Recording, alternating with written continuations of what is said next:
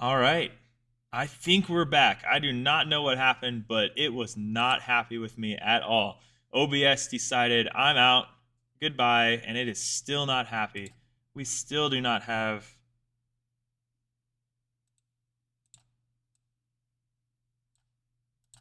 settings, stream.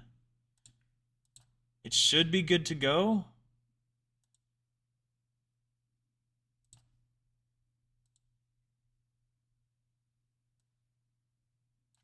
Oh man, the stream is not happy with me. All right, forgive me guys. We're going to make sure everything is up and running. But all of my stuff is gone. So settings.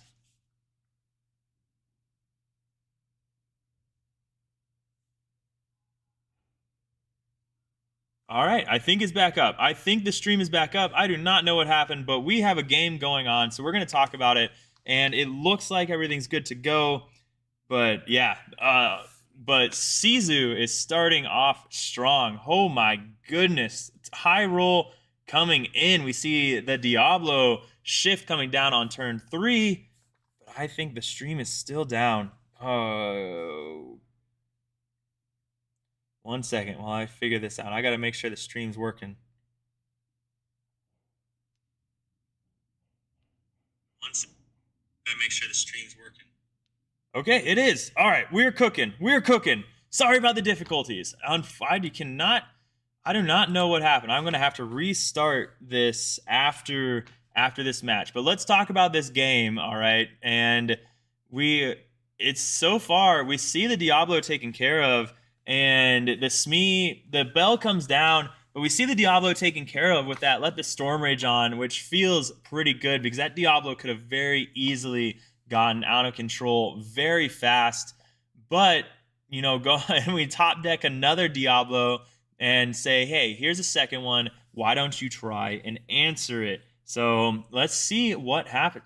Holy crap, 20 Lore Pro throwing in the raid. I guess CCS 12K is done for day one, and we're going to chill out and watch some Safari Zone collectibles. What started out as a 1K, we're now at 65 people, and it's turned into a 3K. So not quite a 12K, but for Delaware's first ever Lorcana event that is over a 1K, first ever 1K to turn into a 3K, we're feeling pretty good over here in Delaware. So for everybody that's joining, we do have Sizu on the right playing Green Steel. He is that's Freedom Gaming's Sizu, and on the left is one of our locals. He is playing Blue Steel. We saw some Oswalds earlier, but those have already been taken care of with a phenomenal start from Sizu. And we'll kind of see how he claws his way back into this game. We do know that Sizu is running a pretty interesting version. He's more on that tempo variation where he does have morphs, so he has a lot of targets for the Shift Pete, but he also has the Beast Shift. He has Tinkerbells in here as well, and he goes to throw down another Diablo and say, hey, you've got to be running out of answers. You've got to be running out of songs. You're not drawing a lot of cards. Surely you can't answer this one. And we'll see how Shirley responds. I mean, he has... But yeah, this is just it. And he does have a Zeus in hand.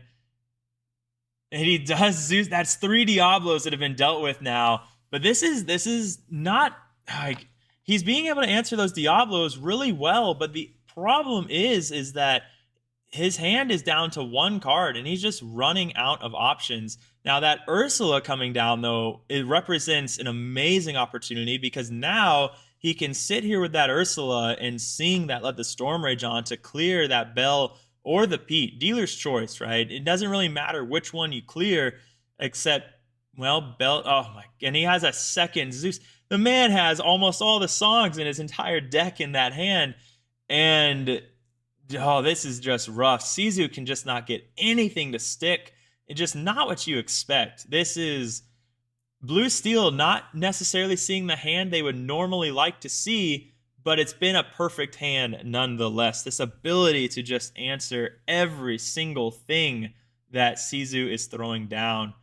Taking out the Pete, just trying to slow him down. He's almost in top deck mode. Surely it's not another song. But yeah, the man ought to be playing and there goes the Flaversham. So able to just start refilling his hand now.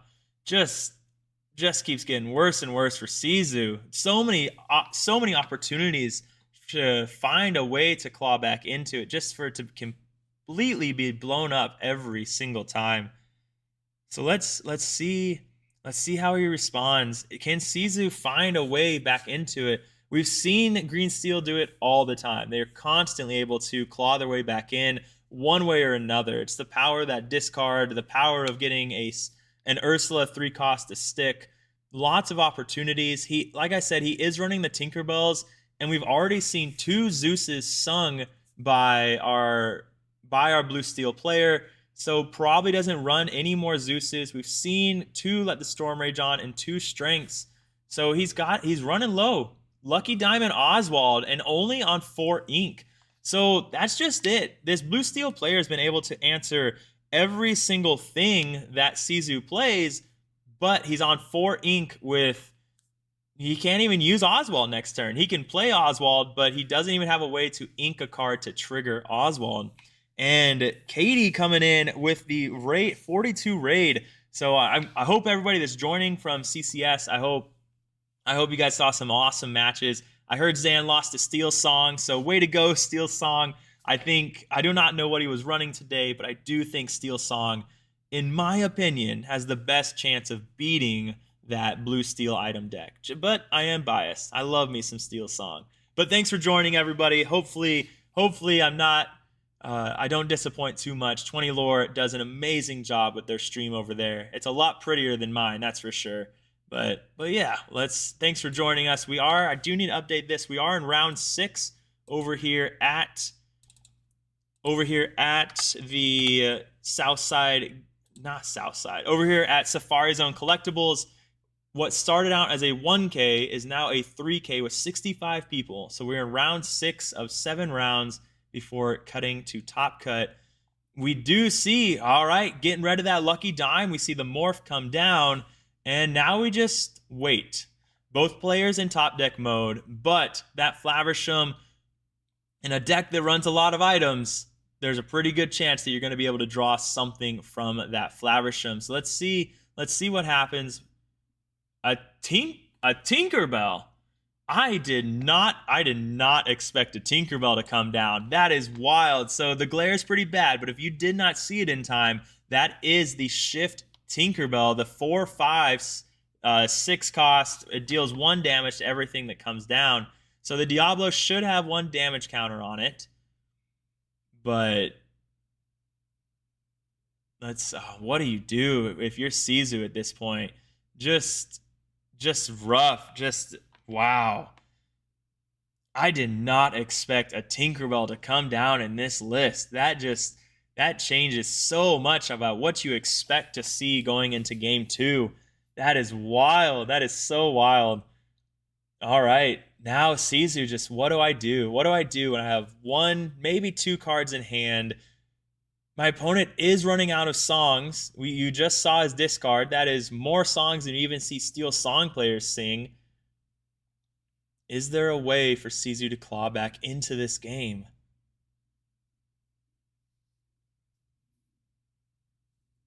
The Diablo can take out Oswald, which isn't a bad option, slowing down those high roll potentials. Nope, he says it's not worth it. We're going to game 2. There's nothing I can do here. And moving on. And it's pretty wild. We talk about how Green Steel has one of the best high roll potentials in the game when it comes to those early turns. Playing the 1-cost Diablo into a Smee or Calhoun and then also shifting the Diablo, and that when you shift that Diablo, singing as well, he did all of those things. The only thing that could have gone differently for Sizu is if he'd seen the Ursula. And now if he'd seen the 2-cost Ursula, that could have changed a lot because he would have removed one of those songs. he wouldn't have been able to destroy every single card that Sizu played. But that is just, I don't think you expect Blue Steel to have that many, to just top deck into that many songs early on. Just a really rough start for Sizu, which is funny to say when he had almost a perfect start. So maybe that's just maybe that is just something to say about how strong Blue Steel really is right now. On top of running that Tinkerbell, that Tinkerbell blows my mind. I did not expect to see a Tinkerbell come down that turn. That is wild. All right, but going into game 2, Sizu will be on the draw, or on the play again. He was on the play in game 1 also. So game 3, just not a position you want to be in. But again, if you get that 3-cost Pete into a 4-cost Pete, that is a massive turn when you're on the draw. That is a great way to come back into the game and kind of just control everything. That Pete getting resist +1 when he's exerted, he's able to sing Bruno or any of your other songs, challenge into a Tamatoa and live the baby one. So let's see what happens.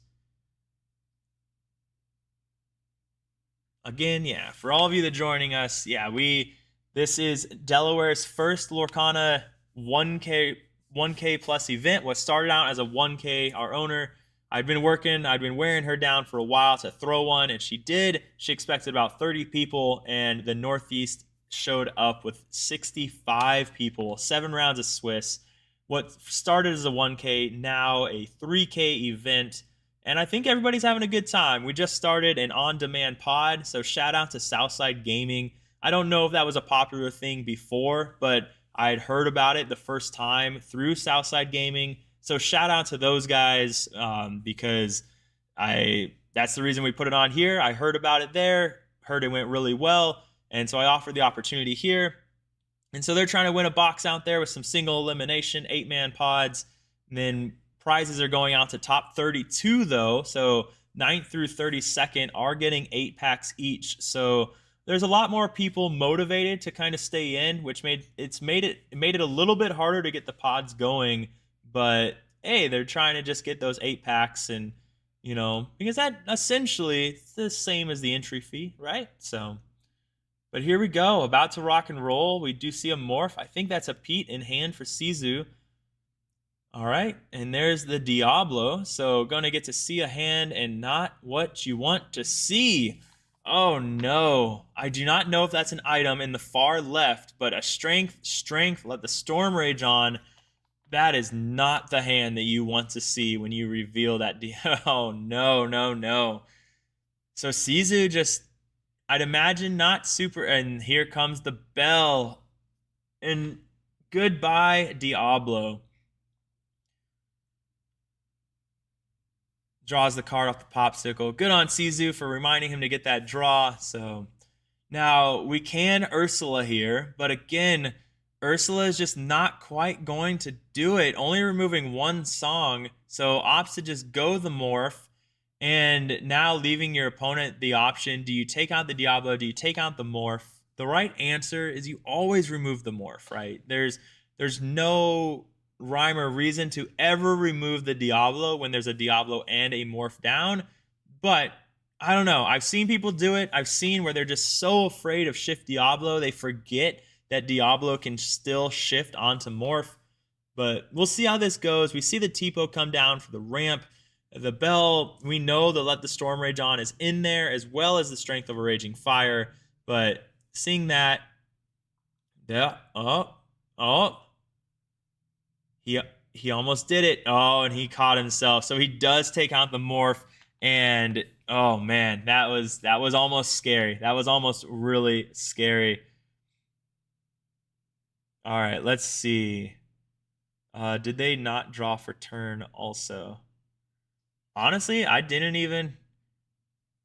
know. I don't know. But we do see the Shift Pete go into the Inkwell and Pete come down, protecting that Diablo.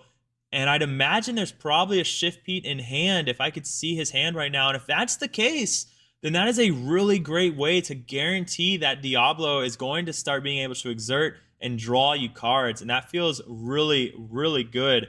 That feels really bad, though, if our blue steel friend forgot to draw at the start of his turn. I'd imagine he's pretty nervous. He's a newer local, newer to Lorcana, and so he's living a high life right now, going up against a great player like Sizu, but also going into round 6 with only 1 loss. So he's pretty happy with himself.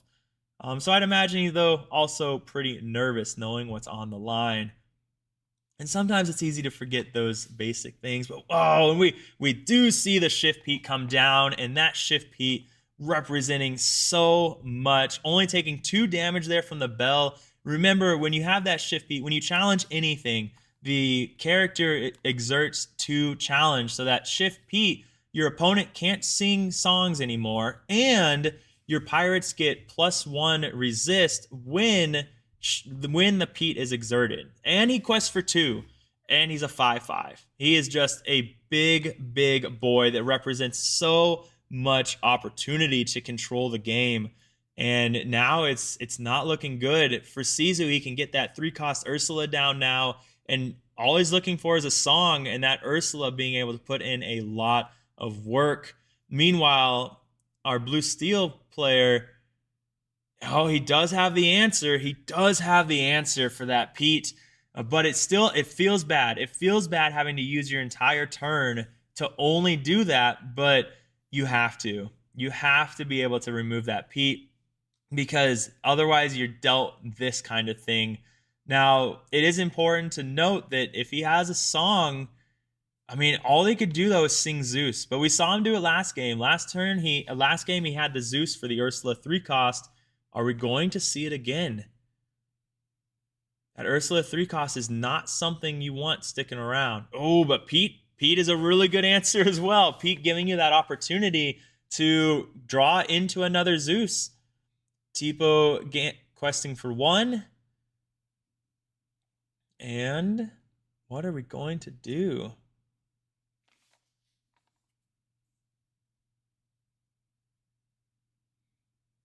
For you, Christian, what match? Or no, it was John. Okay. Oh, you were wondering about watching the Zan match where he lost a steel song. That's right. I'd imagine 20 lore. If you go to the 20 lore page or Katie's page, they were both streaming CCS, so they might have a VOD on their channel, and you might be able to watch it there. But I do not know if 20 lore and Katie have VODs on. But that's where I would check first. I also believe they were streaming to YouTube, so go check out their YouTube and check the live section to be able to look there if you wanted to watch the Zan and Steel Song match. If the Zan and Steel Song match was live streamed. I do not know if it was. All right, Pete singing the Let the Storm Rage On, getting some draw to come down. Just looking for anything. Just literally looking for anything. At this point, though, if Sizu is able to find a song, if he's able to find a Let the Storm Rage On, that might be one of the best options for him. Well, no. Well, answering the Pete's not a bad thing. Let's see what he's about to play, though, over here on the blue steel side. Because another good option for a song is making your opponent discard twice and drawing 2 cards. So that feels pretty good as well. But let's see. All right, we do see the Flowersham come down, but again, no item. But his deck, it's got a lot of items in it. He's just got to draw into them, and unfortunately, neither player really seeing all the draws they want to see. All right, but Sizu does have 2 cards in hand, one of them being a Diablo, which is a good draw. Oh, here we go. Let the Storm Rage On is coming in. So Let the Storm Rage On, dealing 2 damage twice. So you deal the 2 damage and draw. You deal the 2 damage and draw.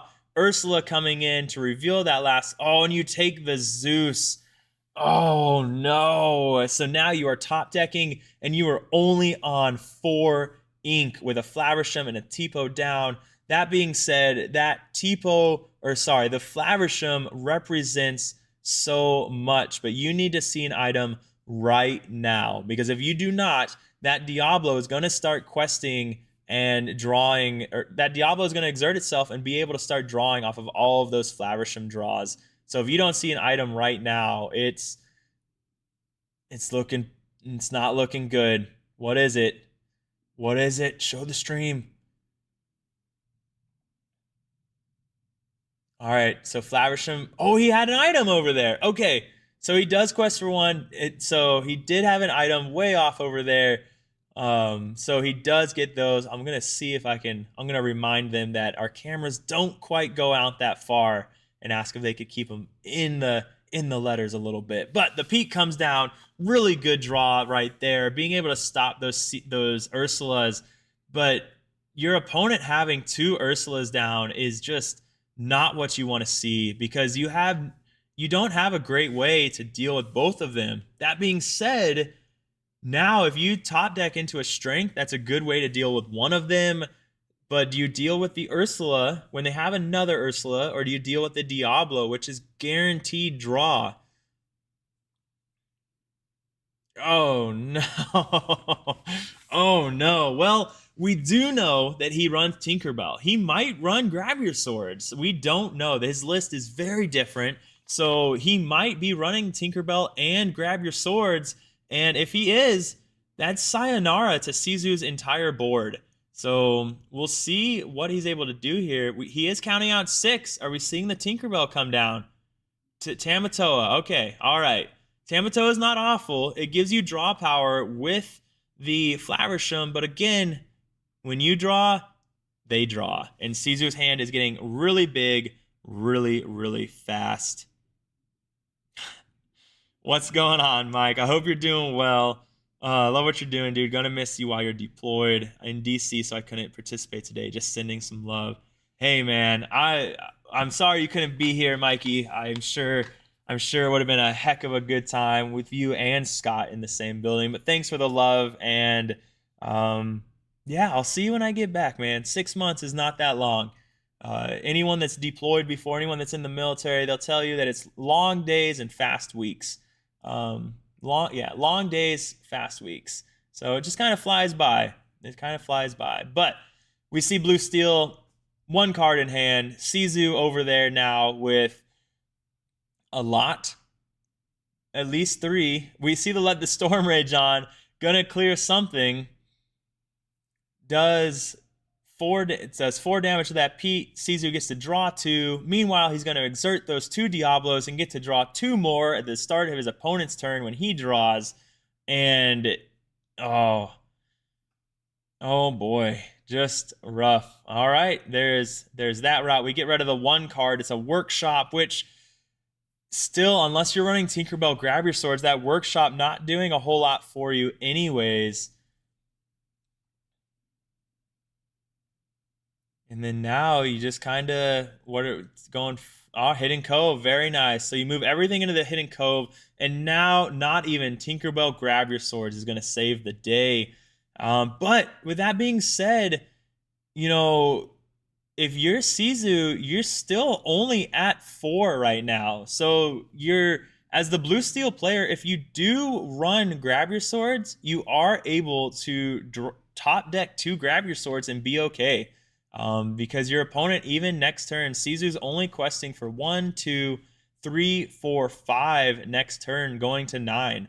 So in a magical world, if you believe in the heart of the cards enough, 2 Grab Your Swords will clear the board. So there's a chance. There is a chance.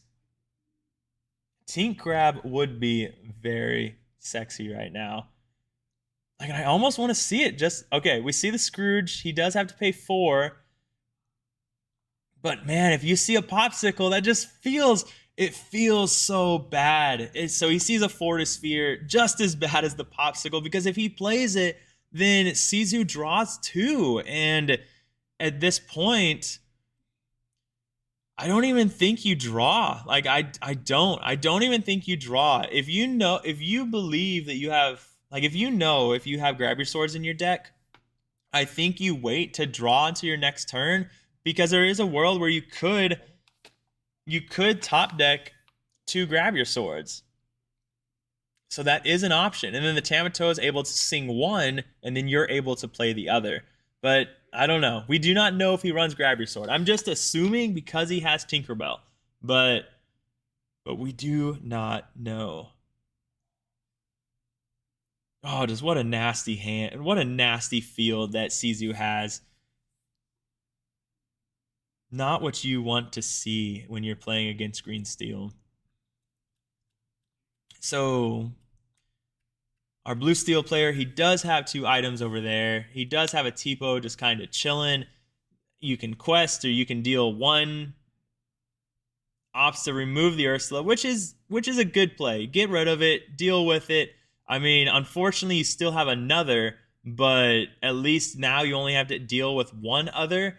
But it's looking pretty grim right now if you are the blue steel player. But this is only game 2. We had Sisu going first this game, and next game blue steel going first, and we'll see. Does he get the bell for a 3rd game? Does he get the Storm Rage on to be able to answer the Diablos? Lots of abilities. This green steel deck, I think, has a really good shot to get against every deck in the meta, but it can be answered as we saw game 1. Oh, we're just dashing all hopes. Goodbye, Tamatoa. Goodbye, Tamatoa.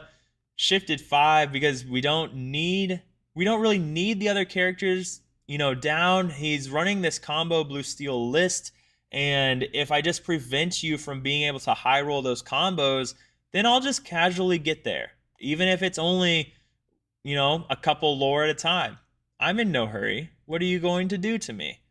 I'll just continue to control your hand. I'll continue to control your board, and we'll just, casually get to game 3. I'll draw 2 more. He's got something like 10 cards in his hand at this point for Sisu against the 1 card and a Scrooge for the blue steel player. He's counting all that. So we do see a Tamatoa come down. So Sisu did just use that Bruno, so no great answer for that Tamatoa right now, unless he has another... Unless, of course, no, he has 4 characters. So if he has a Strength or the Bruno, he is able to answer that Tamatoa this turn. And then Scrooge, we'll see he can quest for 1 or he can deal 4 to Hidden Cove. At this point, do you just kind of... Is the goal just to quest, get as close as you can to be able to high roll and beat him to 20? I think that might be the play. Yeah, I think you just quest and say, deal with my Scrooge. Like, make him deal with your board because you are technically above right now. Like, technically, by lore standards, you are winning. And we'll just ignore the fact that Sisu has like 10 cards in his hand. Sisu, ready your Diablos. All right, get me googly glimmers over here. Someone needs to tell Sisu what's up. All right, he played something way over there, whatever that was. I need to... All right, so now he's going to quest with those Diablos. He played a Smee. Looks like he inked the Ursula. So he played the Smee for 2, and then he had 1, 2, 3, 4. So played something for 4. Whatever that may have been. The world may never know. I'm going to remind them going into game 3, though. Ask them to... Sisu wouldn't have even been able to. His board is so wide at this point that he wouldn't have been able to keep it in line with the camera. But the blue steel player, it's looking grim. It's looking real grim. That Tamatoa is questing for 3 this turn. He does have 2 items over there on the left side of his mat. So that is an option. No items in the discard right now, though. So no ability to bring back any items. But this turn, he does go to 14. And meanwhile, Sisu is only going to 8, 9, 10, 11, 12, 13, 14, and then possibly 15, 16 if that was a Prince John that we saw put next to the Smee.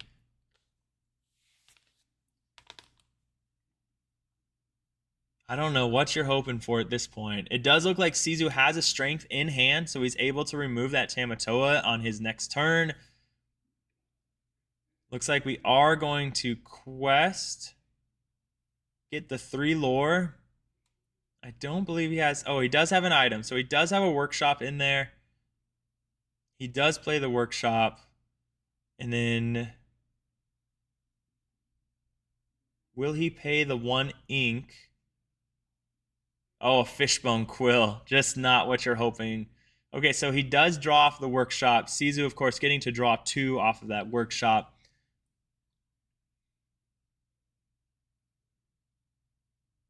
And I don't know. I think if you are the blue steel player, you're just kind of staring into the abyss at this point.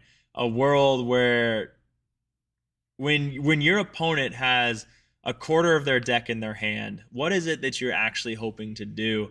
I mean, you are at 14, right? But the odds of Sizu, if you're the blue steel player, you've got to know that the odds of Sizu having a Strength of a Raging Fire or a Bruno in hand are pretty good. And at this point, just going to empty his hand. We're going to see that Strength of a Raging Fire come down from Ursula to banish the Scrooge. It looks like he has 8 characters, able to banish the Tamatoa and the Scrooge with the Ursula, and he can just quest out now with everything else, going up to 15, I believe, depending on what that character is over there. Yeah, going to 15. And it is the end of the line for our blue steel player. And looks like we are going into game 3. Oh, all right. Here we go. Here we go. Here we go. Here we go. Here we go. Game 3 in a really important game. Both of these players are currently 5-1. So winning this game probably guarantees them top 8.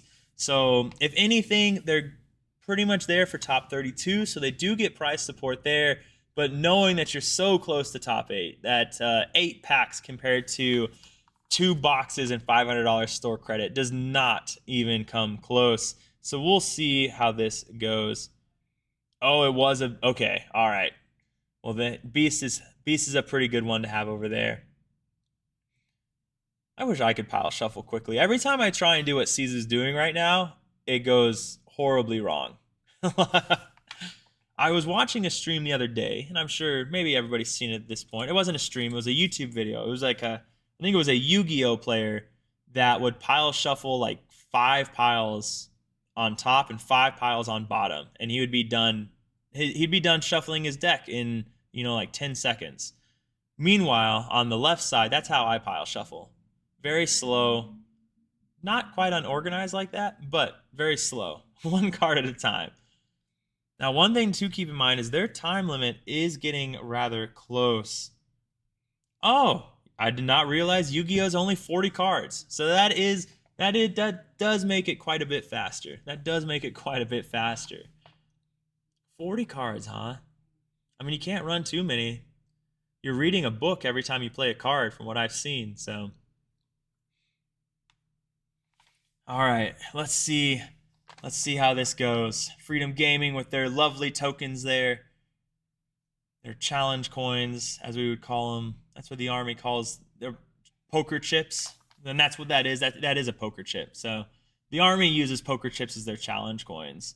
They're cheap. They can get a lot of them. They break really easily, though. So the Air Force uses metal ones. But kudos to the army, because those high-ranking army guys...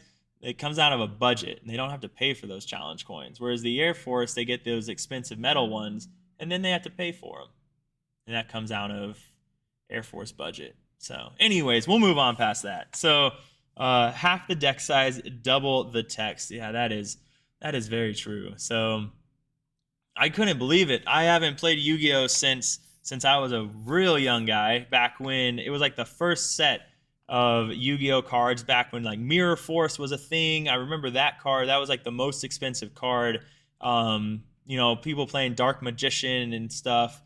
And then I saw Yu-Gi-Oh cards when I started playing Lorcana, and I could not believe it when I saw the text on one of those Yu-Gi-Oh cards. Like, that was straight up a small novel, and it was wild to me. That has to be like font 4. Got to get a magnifying glass out to read it. I played the first set in Japanese. Very nice. Very, very nice. Yeah, no, Yu-Gi-Oh! I haven't played it since then, since those Mirror Force days. So my dad would drop me and my brother off at Books a Million. Back when Books a Million sold had like there was a Target connected to it, and the Target sold had a Pizza Hut in it. So we'd get a small pizza for the both of us. All right, the match has begun though, and we see an Fortisphere inked. We play the Fortisphere, draw, and we see the bell come down. So pretty good start. You're happy to see that bell, happy to be able to sing Let the Storm Rage On or Strength of a Raging Fire if you need to be able to control the potential Diablo. We see the Sudden Chill get inked into a Hidden Cove. Maybe not. Okay, are we just going to pass?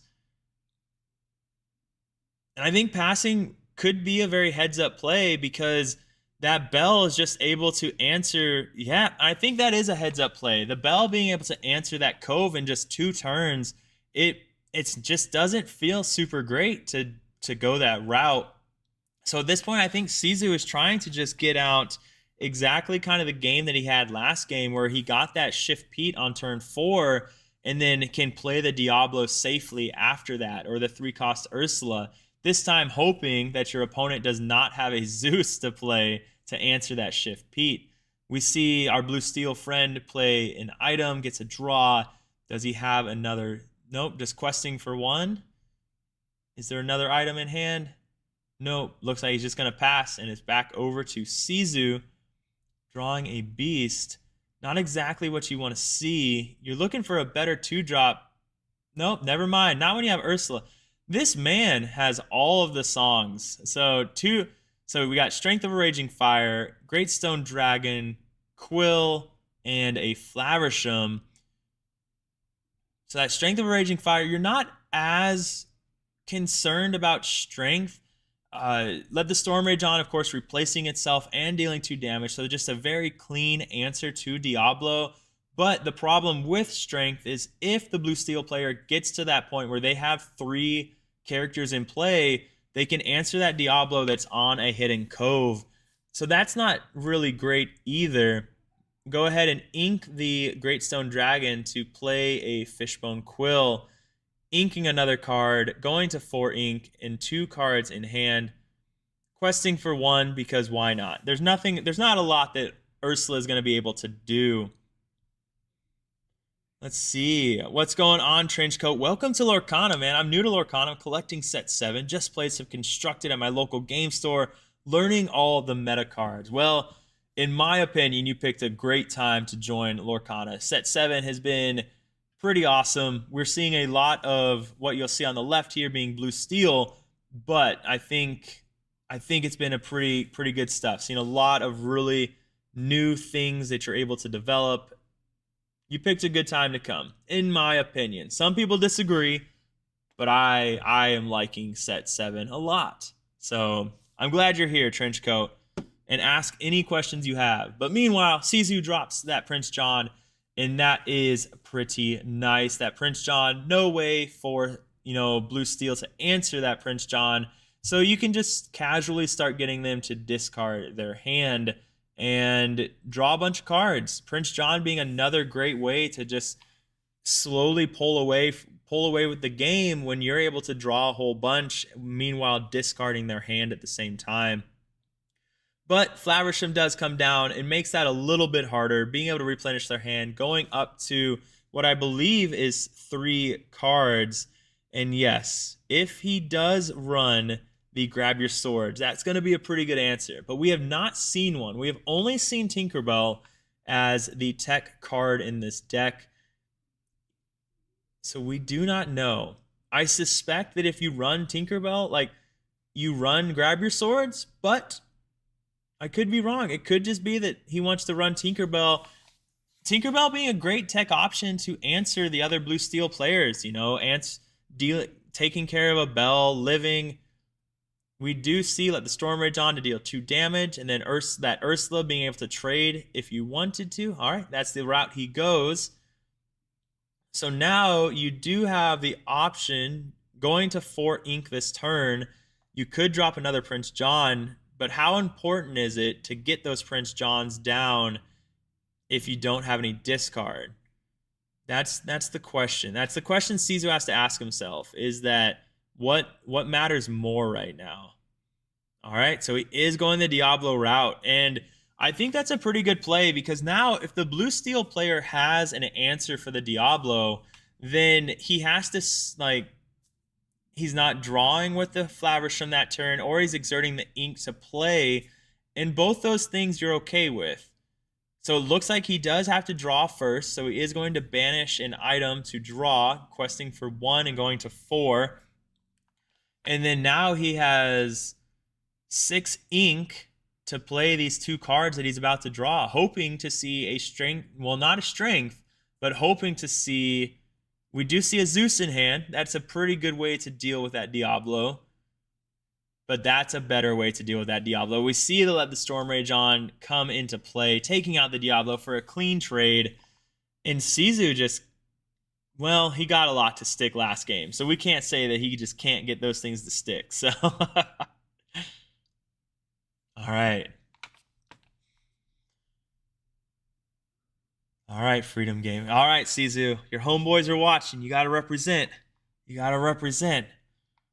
Let's see what he does here. He still has that Prince John, and I don't think it's a bad move getting that Prince John down. You're just 1 card away. If you get a discard,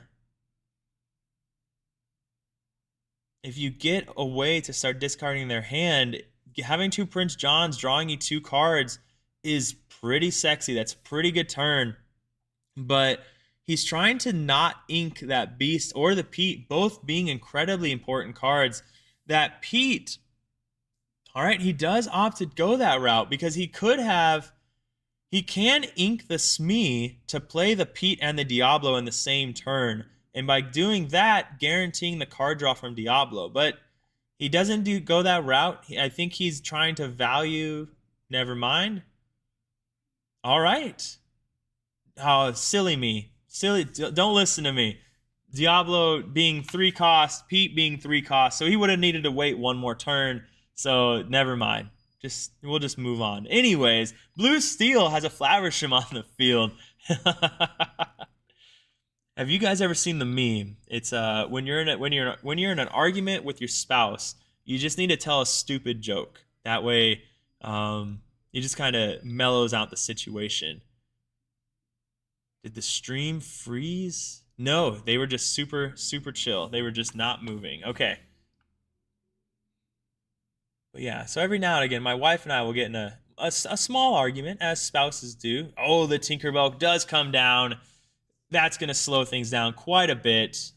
Prince John no longer going to really be able to do things, but just there's a song every single time he plays a Diablo.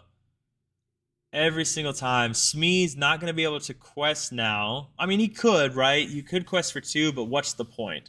You're not doing anything going from 0 to 2. That's not how you really win. Now, the Flourishing could have taken out the Prince John, and I wonder if that was the better route, that Prince John, because now he can still make you discard. Oh, nice. Okay, we get a Prince John and a Morph coming out.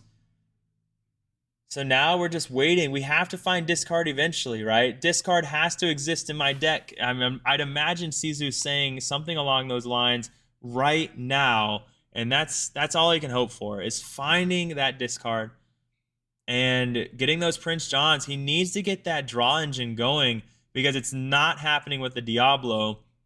And the Prince Johns are an excellent way to do it. We know he has Beast in hand still, so Beast being another really great way to do it.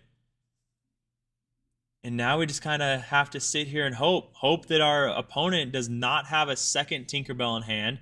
Definitely hope that he doesn't have a Grab Your Swords in hand, because I think a Grab Your Swords would be the end of the line at this point. We are shifting 7. We're exerting 7. Oh no, is it 6? No, it's 8. Tamatoa. There we go. All right, counting's difficult. We get the Tamatoa, we get the Popsicle back. next turn going to be able to play that Popsicle, draw and cycle through our deck, and then draw 2 with the Flaversham. Now, what he's thinking now, he's thinking, I wonder if he has a song in his hand right now to be able to do something. And I think if you do have a song in hand, you play it. Like, I think you always have to play the song because, well, Flaversham can still quest, so draw 2. But you could also just play the song. Oh, no. Okay, so he does ink and play an item. If it is a song, I think you just play the song. But he opts, he doesn't go that route. And my thinking here is if it was a song, you play the song, that way you empty your hand out. And then you don't draw with Flaversham. And by doing so, those Prince John engines can't get going, and that Tamatoa is going to be questing for quite a bit. We know he has a few items over there, but he opts, I'm just going to get my card draw, and I'm going to carry on. If you discard cards out of my hand, that's fine. I have 3, so I'll still be able to do stuff. My Tamatoa will still quest for a lot. All right, Shift Beast does come down, and it looks like a morph over there. All right, we do take out the Flaversham, slowing down that draw engine. Just making sure the math is correct. All right, dealing 4 damage.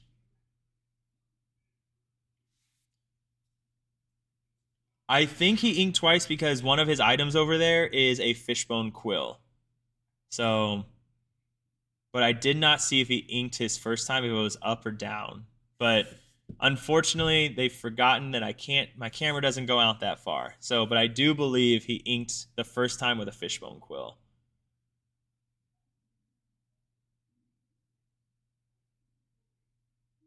But I know Sizu's also a pretty top-notch player, so I can't imagine he would have let him ink a whole lot. But Tamatoa coming in, questing for quite a bit. That Tinkerbell's still there, able to quest for quite a bit as well. What's the card with the glare? Oh, that was a morph, but you see that now. So you're aware of that now. And then the card on the left side with the glare is a Tinkerbell. So yes, I do agree, Shark. It would be nice. Unfortunately, we had a lot of problems this morning getting the stream ready. We bought a brand new HDMI cable, brand new, got it this morning, picked it up this morning, took it out of the packaging, and the HDMI cable did not work. So we had to piece together some things. So unfortunately, you're not getting 20 lore quality. You're not getting any ink quality, Garrick quality, but just trying to get some games going, trying to get some matches for people to watch. And unfortunately, Sizu does pick up there, knowing that I just don't have a lot of options. That Tamatoa coming down, that Tinkerbell, and then again, Blue Steel just singing so many songs, answering all the Diablos. And at this point, Sizu's just looking, where was my discard at?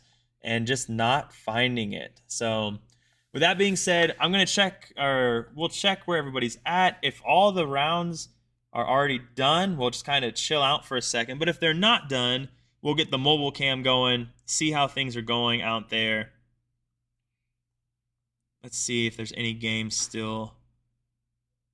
All right, it looks like we were waiting. Nope, there's one more game that's not done. So we'll get the mobile cam going and see what's going on out there in the field. So let's get this going. For those of you that don't know what the mobile cam is, because you just joined from the CCS, we use VDO Ninja on our phone here and go out and kind of see what's happening out there. Just so we can keep the fun going while we wait for the next game to start. Just like that. And bam, now we have the mobile cam. So, don't mind my food. I'm a little messy right now. Oh, we need my Stitch. We are cosplaying. We are Lilo right now. So, yeah, we're having fun. We're going to go check out how things are going out there. You get a kind of a back view of the ground of the back warehouse of Safari Collectibles. But let's see. But yeah, kind of just getting how the very cute. The cutest. All right. Let's see how things are going out here. Good job, man. All right.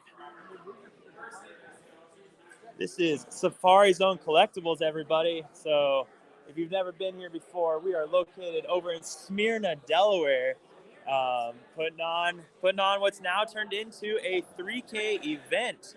So just having some fun out here, checking out things. Do you run discard in your deck? I think I didn't see any of it. I know. I didn't see any of it. So we're just sitting there. We're like, we see all those cards, and you just could not find any discard to save your life. We do got Braden, the Matt guy, in the house. So we got Illumination over here representing from South Jersey, right? South Jersey. All right. So we got some Glimineers running around outside right now, it looks like. So just having a good time. We'll get Safari Zone people that are just in here. This is the rest of the store. So right now they're looking at standings. People are going to decide, can I draw? Is that an option right now? We're just kind of waiting to get round 7 going. How's it going? Our one Ruby Fossa playing, representing. So if you guys did not know, he does have, it's on, no, it's not on Metafy, right? My YouTube channel. Your YouTube. Yeah, all right. A free great, Fossa guide. yeah, free Ruby Fossa guide from a gentleman who's playing Ruby Fossa for a really long time. So one of our, not quite local, he plays somewhere up north. So got some more locals over there. They're having a good time. So you decided to come down, huh, Braden? Yeah. You said it was scaling. Yeah. So. If it was just a 1K, it's like hard to rationalize. Yeah. I would still come because I'm a degenerate like that. But, Yeah. I'm really happy to scale it. Yeah. No, it's been, yeah. I had a feeling I knew she would, but she likes to do things the day of when it comes to it. I think it's reasonable. Yeah. So, but yeah, scaling up to a 3K. I think people are pretty happy. Bigger events on the East Coast. Yeah. Yep. So I'm trying to. I got her to do this one. I think I can get her to keep going bigger. So, but You have to get bigger. This is a perfectly fine size for yeah. If you did these once every three months, like Yep. I would show up. That's the plan. We want to do. So she used to do a case tournament at each set, and I'm trying to convince her. Let's do this now. At the beginning of each set, we just go a little bit bigger, or not. Instead of a case, just do this. Or maybe it gets to the point where we can, if she wants to still do a case, we do this and a case at some point. So, but yeah, we're going to start doing this at the beginning of each set, and then my kids' tournament at the end of each set. That's awesome. Yeah, I remember asking about that. Yeah. So pretty excited for that. I was really happy Angel said she was going to keep doing it when I deployed. So, but.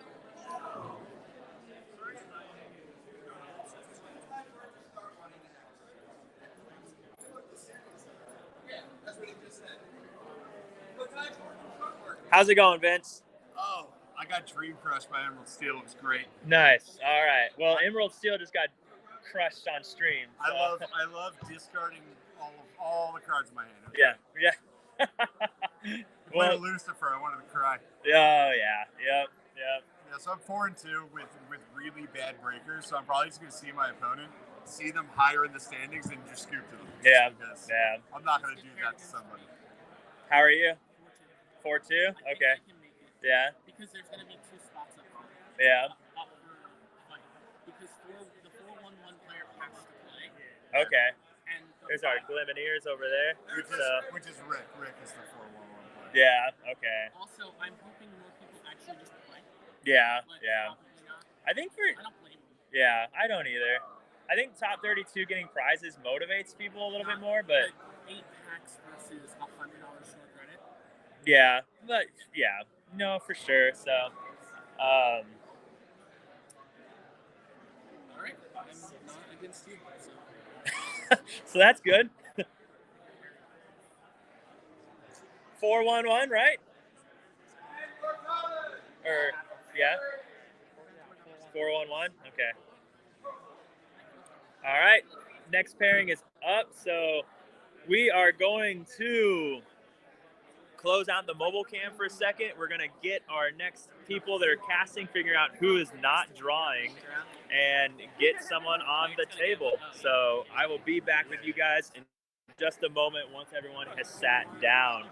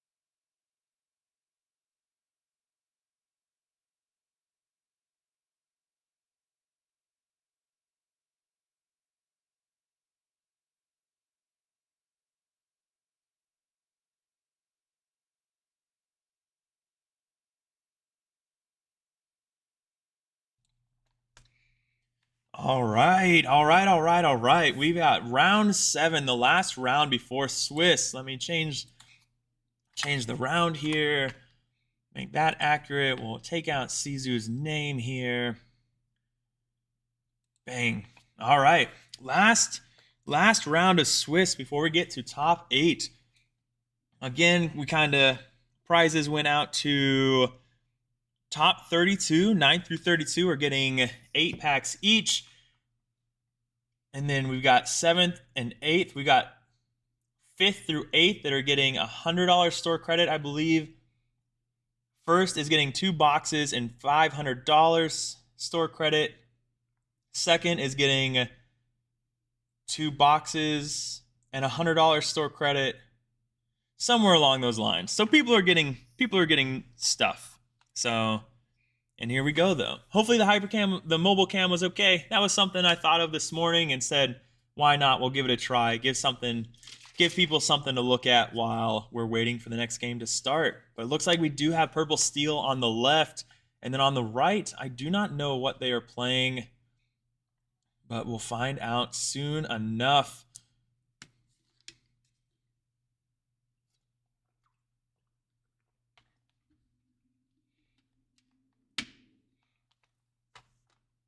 All right, for everybody that's here, got any friends up here that are playing in it? Anyone over here from the Northeast? I know I saw some Freedom Gaming people in the chat earlier, so you guys of course have Sizu up here competing. If he wins this next game, he should be good to make top cut. He has a pretty high resistance right now, sitting around 70%, so he should be good. All right, we're looking at blue steel versus purple steel. So let's see the face-off begin. Ooh, we got a John Silver in there, Captain Hook. So a little bit of different list than what we just saw. More of the low to the ground version. So we're going to see the Captain Hook be inked into a popsicle. And is there a bell in there? Looks like there is a bell in there. So the bell comes down and just slows everything down for our purple steel players. So let's see how they respond to probably the best turn 1 in the game at this point, I think. All right, Diablo just questing, because if Bell wants to sit there and take out my Diablo, then that's fine. He did his job. He quested for 1. He drew me a card. What more can I ask for from a 0-1? Let's see. Our blue steel player. We're going to see a popsicle and then a second bell coming down. No, Captain Hook. And then as well as a bell. And that is not a good start when you're the purple steel player. But you do get the card draw off of the Diablo. Calhoun is able to answer that bell. So that's not bad. You gain 2 lore, go up to 3. If they are on a dock version, a lot of it is just casually getting that lore, going along, getting that lore, and then just, burning them out. And if you want to trade character for character, that's fine. A lot of the times my characters will quest before you remove them. So you're not too worried about a whole bunch of bells that can sing songs when your character already did what you needed them to do. That peak coming down, though, going to be able to trade into bell or just quest for 1, and then your opponent having to trade. Lawrence comes down for blue steel. So just a good tempo list in a really good position. And let's see how purple steel responds. Just kind of going at it back and forth. Riffle shuffle has to be steel song. Listen here, I would never riffle shuffle my deck, but hey, to each their own. Crazy people out there riffle shuffling. But as some people would say, they're just tools, right? I believe Chris Ayola told me that in an interview one time we were doing. He's like, they're just tools. That's it. That's also why he doesn't play foils, though. But we see the goat come down to gain 1, getting rid of the Cobra, so sacrificing that. We do see the Pete making the trade, probably just being afraid of Strength of a Raging Fire. But at the same time, Lawrence being able to sing that as well, I think he would have been fine just questing and happy with that. You don't have to worry about Rapunzel value in blue steel. So I think that would have been a fine turn. But we do see Grandma Tala come down and Lawrence questing for 2. And the race is on, but right now you're not in a winning position for that race. All right, the library comes down. So are we going to move and challenge? Looks like we are. So we do take out the Lawrence, draw the 1 card. Now, that is... Now we can play the 1-drop. We do ink the burn, though, to play the 1-drop. And this 1-drop, though, is a really big deal because next turn, if they don't banish that Chernobog's followers, you get to draw 2 next turn. And that is really important. So you do lose the Rose, but those 2 cards are arguably better than that 1 Rose was going to get you. Especially when those 2 cards that you could draw are another Rose, a Goat, 1-drops. I mean, there's so many good cards you can draw in this Purple Steel that seems to be a more low-to-the-ground version. We do see the manner coming down, though, so the timer, the race clock has definitely begun at this point. That manner casually just gaining 2 lore every turn, just being alive. Ooh, interesting. So the Captain Hook... I guess there's really no reason to challenge yet with the Captain Hook, right? Because the Captain Hook and the Grammatala banish the library next turn no matter what. Regardless of if you challenge with the Captain Hook this turn or not, the only difference would have been is that Captain Hook or the Grammatala, you could have gained 1 lore extra because you would have only needed 1 character to challenge next turn. But let's see. So we do move the Chernobog's followers. We quest... And then, of course, we draw 1 for Chernobog's followers, and we gain 1 for library. That library letting you draw a card every single time a card is banished that is in the location.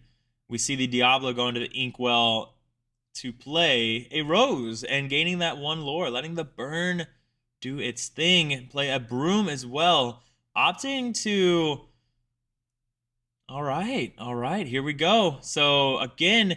That library is going to be taken care of this turn. Grammatala and Captain Hook doing a good job at removing that. And we'll just kind of see now.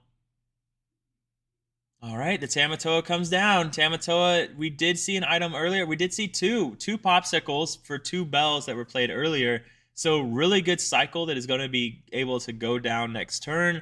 So not too shabby. We do challenge into the library, remove that library, and we're able to quest Purple Steel going to 10 this upcoming turn, down to what looks to be 2 cards in hand.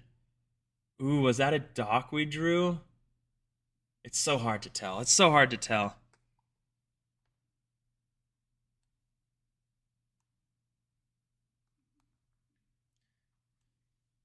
Yeah, so I do believe the sequencing was a little awkward there.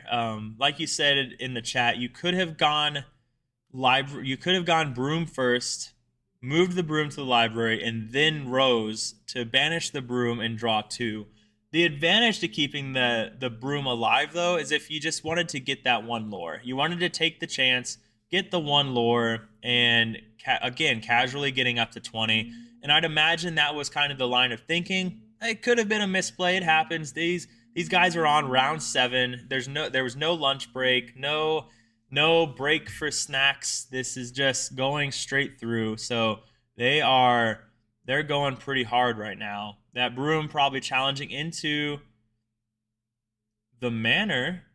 Okay, all right, challenging into the Manor. Oh, and the Fox coming in, bouncing the Crab to take out the Manor completely.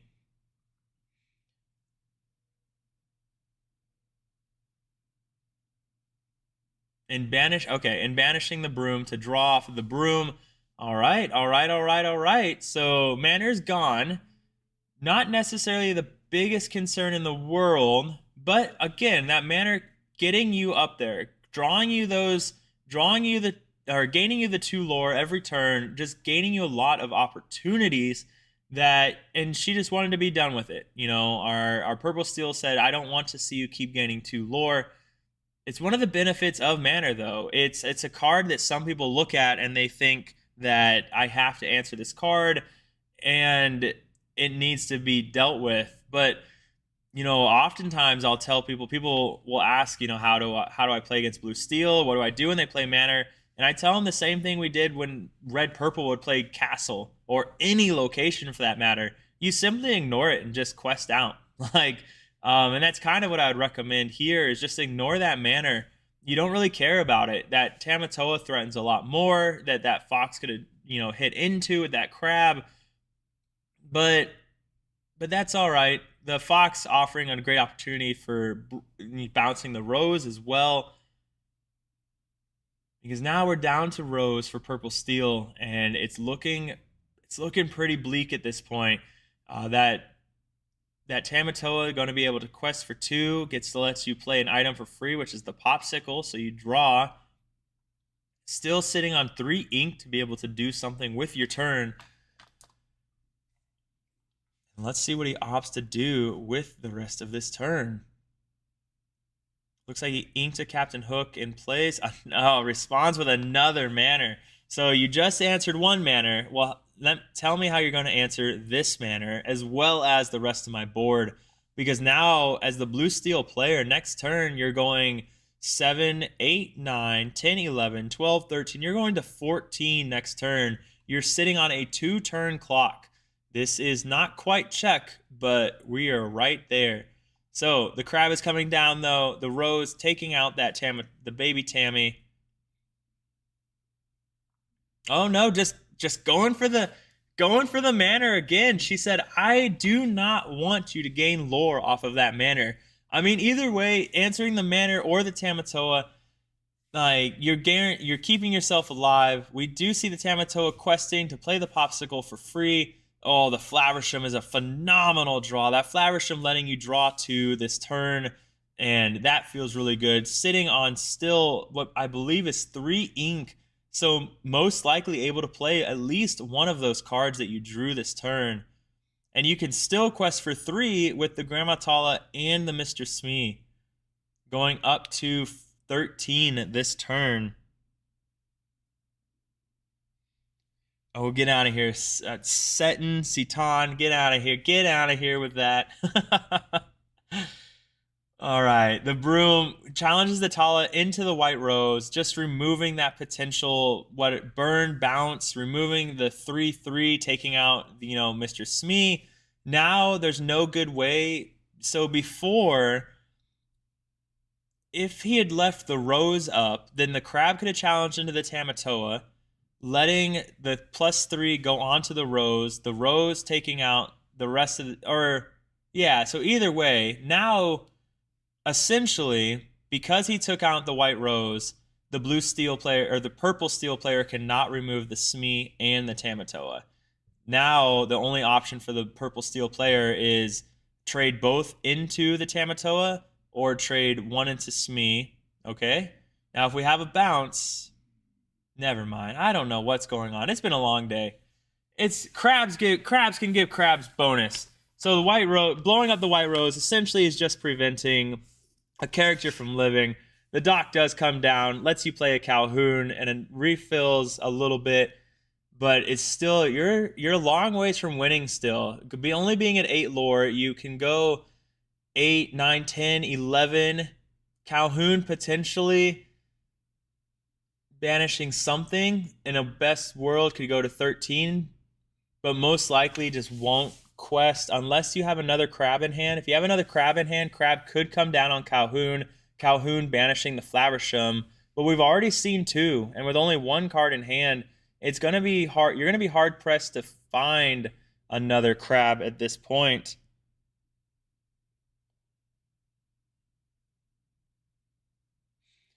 Yeah, as far as chess goes, your comment about it could have very much been a judge call, because she did it looked like she did challenge with the fox first and then banish the broom, and that is definitely bad sequencing, right?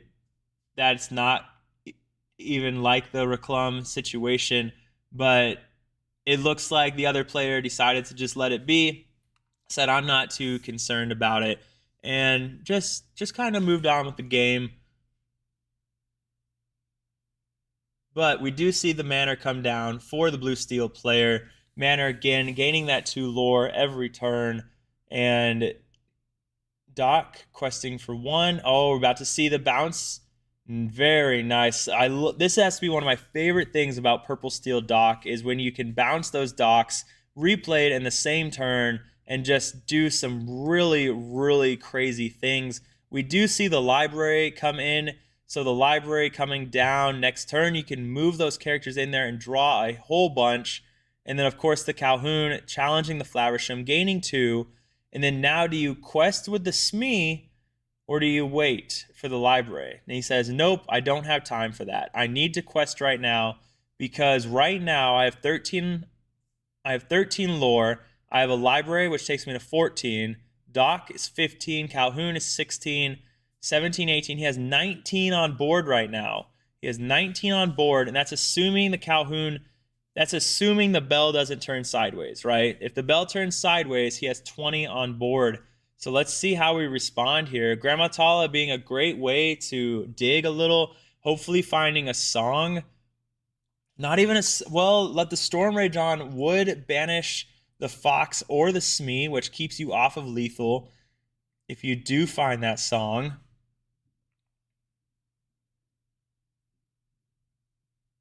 Let's see. We still have, I think, 4. Okay, so Lawrence comes down. So here's the thing. If you just don't turn sideways, your opponent only has 19 on board. You force your opponent to have a goat or something, but he's just gonna remove the Calhoun, limiting the opponent to having, because they're at 13, 14, 15, 16, 17, 18 if he quests everything. Now the blue steel player goes to 16 with the Manor, 17 with Tala, and 19 with Lawrence. So only being 1 off of lethal. And we know that blue steel, unless this player happens to just run a really random Lucky Dime, but even then, I don't know if they have enough ink to play Lucky Dime and quest with it, or will exert it to gain the lore off of a character. Oh, it looks like she's counting. Do I have enough to goat bounce?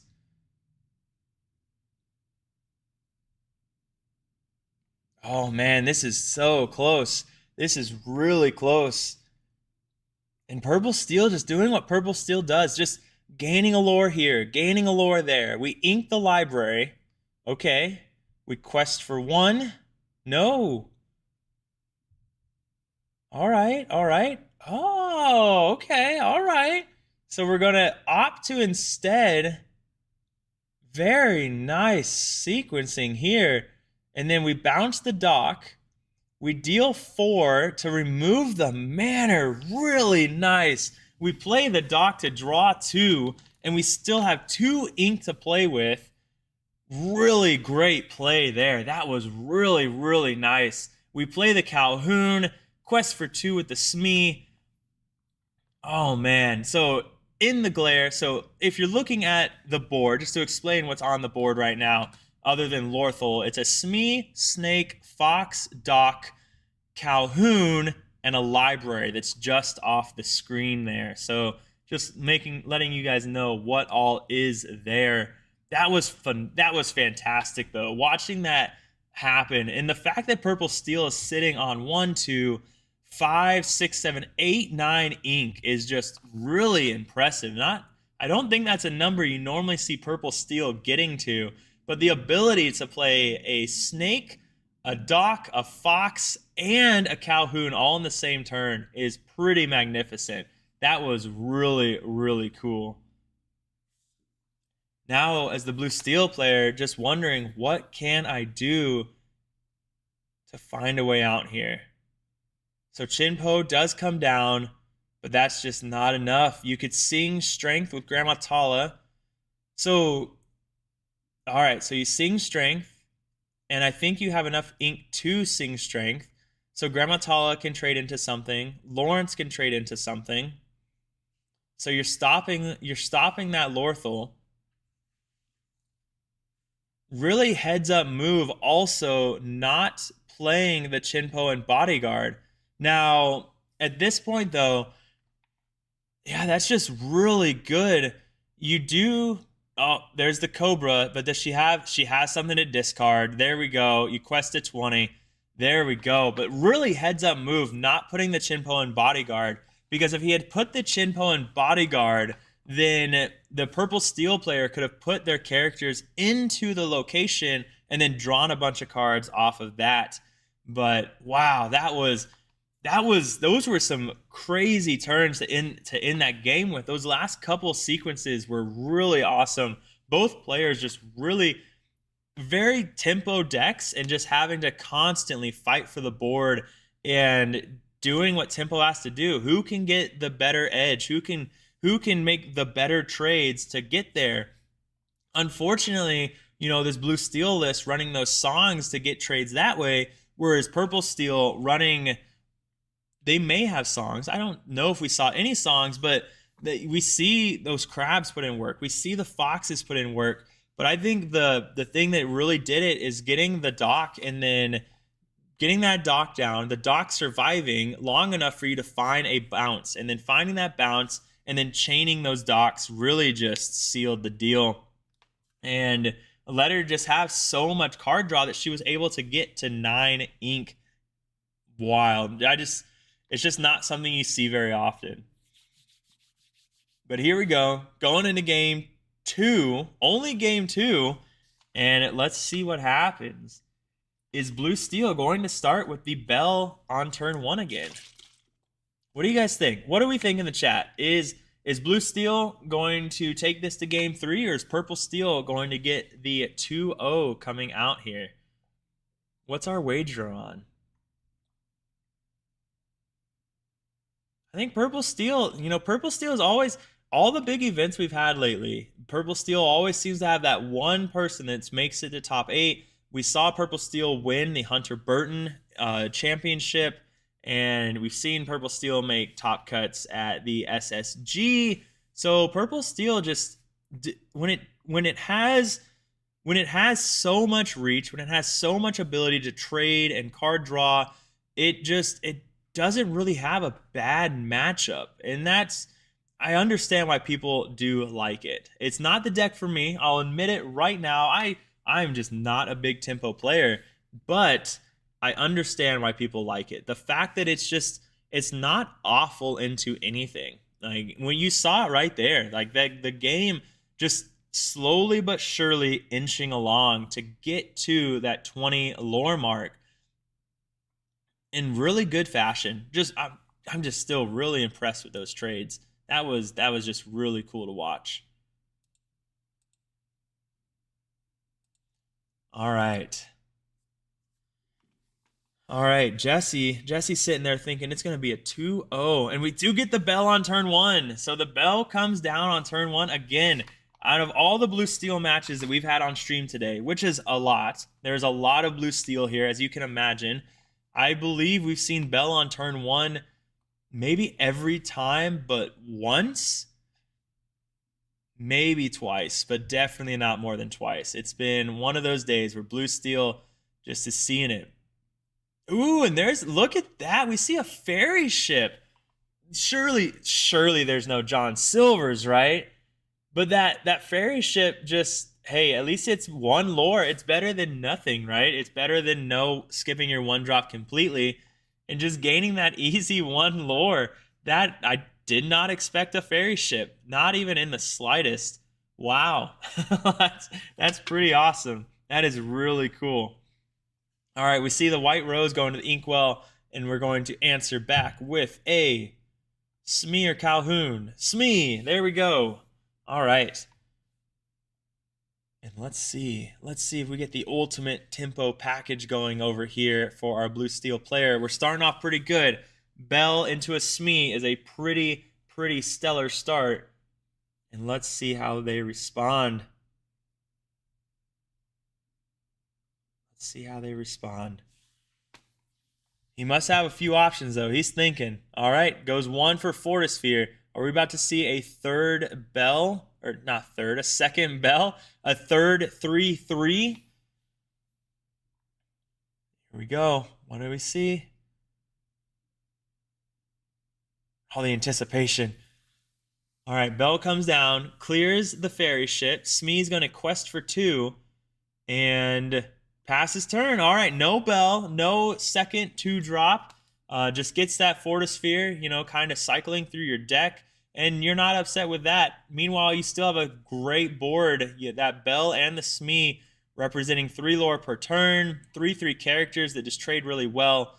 But there goes your Singer, which never feels good, right? But we see Purple Steel respond with a Smee and Chernobog's of their own. If we see a library come down next turn, that Chernobog's questing for 2, which does feel pretty good as well.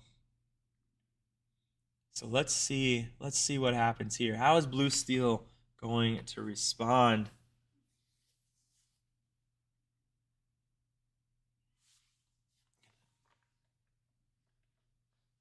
Very nice. Okay, let the Storm Rage on coming in at a very pivotal moment, because if they did have a library in hand, that Chernobog's follower is questing for 1 and drawing you 2 cards feels awful. So that let the Storm Rage on, just perfect turn right there. Smee going to quest for 2, moving the dice to say 2 damage. Surely very soon. See, there you go. We knew they were going to do it. All right, back to the Purple Steel player, though. How are we going to respond?